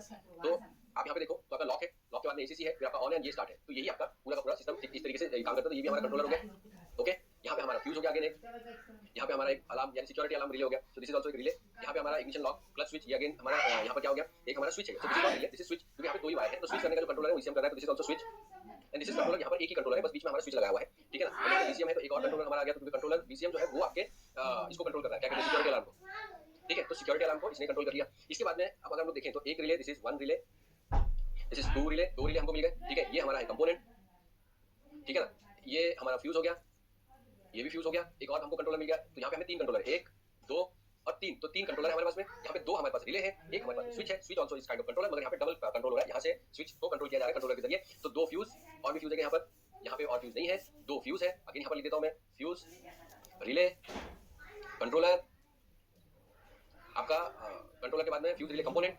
तो ये क्या है? हमारा कंपोनेंट स्टार्टर। एंड पांचवा, इन सब को काम करने के लिए जरूरी वायर्स, ठीक है। आप किसी भी सर्किट को उठा के देखिए, ये क्लास लेने के बाद में वायरिंग डायग्राम में जाइए, कोई भी एक वायरिंग डायग्राम लीजिए, सिंपल लीजिए, कॉम्प्लिकेटेड लीजिए, और देखिए कि आज जो सर ने बताया है कि सिंपल सर्किट में, ये तो सिंपल सर्किट स्टार्टर रिले का सर्किट है, ठीक है, लेकिन सॉरी स्टार्टर रिले का स्टार्टिंग सिस्टम का सर्किट है, लेकिन आप देखोगे कि कंपोनेंट सेम है, यानी कि जो उसके पार्ट्स है वो सेम। हमको क्या करना होता है? कंट्रोलर कौन सा है, कैसे काम करता है, उसके इनपुट आउटपुट क्या है, कंपोनेंट कौन सा है, कैसे काम करता है, उसके इनपुट आउटपुट क्या है, फ्यूज कहां पर लगा हुआ है, रिले कहां पर लगा हुआ है, वायर की टेस्टिंग हमको आनी चाहिए। वायर में 3 तरीके की टेस्टिंग होती है, वोल्टेज टेस्टिंग होती है, ग्राउंड टेस्टिंग होती है, यानी positive testing, negative testing, resistance testing और क्वांटिटी, ये चारों की आपको आनी चाहिए। अगर आपके ये कंप्लीट हो जाते हैं तो किसी भी गाड़ी पे काम करने से पहले आपको डरने की जरूरत नहीं पड़ेगी। आज की हमारी सिंपल सर्किट जो क्लास है, आई होप आप लोगों को समझ में आया होगा। अगर आपको समझ में नहीं आया होगा तो नोट्स बनाइए, रिपीट देखिए, आप जितनी बार चाहे रिवीजन कर सकते हैं, नोट्स बनाइए। फिर भी अगर समझ में नहीं आता है तो जब मैं लाइव आता हूं, लाइव में आके पूछिए। इंपॉर्टेंट ये है कि आप अपने कन्वीनियंट टाइम पे ये क्लास ले सकते हैं। ये हमने प्रोविजन आप लोगों के लिए बनाया हुआ है। आपको क्या करना है? आपको ये करना है कि जितना हो सके उतना बढ़िया आप इसको काम पे लेकर आइए, जिससे कि अगर आप प्रैक्टिस करेंगे जाके, आप अगर ये ढूंढेंगे तो मैं आप लोगों को प्रैक्टिस भी दे देता हूँ। चाहिए जाकर ढूंढिए कि जो सर ने सर्किट बताया, स्टार्टर रिले का सर्किट जाके ढूंढिए और देखिए कि सारी चीजें आपको मिली कि नहीं मिली, और साथ ही साथ आप उसको टेस्ट कर पाए कि नहीं कर पाए। आगे आने वाली क्लासेस में वायर्स को कैसे डायग्नोस किया जाता है, आपके कंपोनेंट कौन से होते हैं, ये सब आगे हम लोग सीखेंगे। तो आज के लिए इतना ही। Thank you so much. जय हिंद।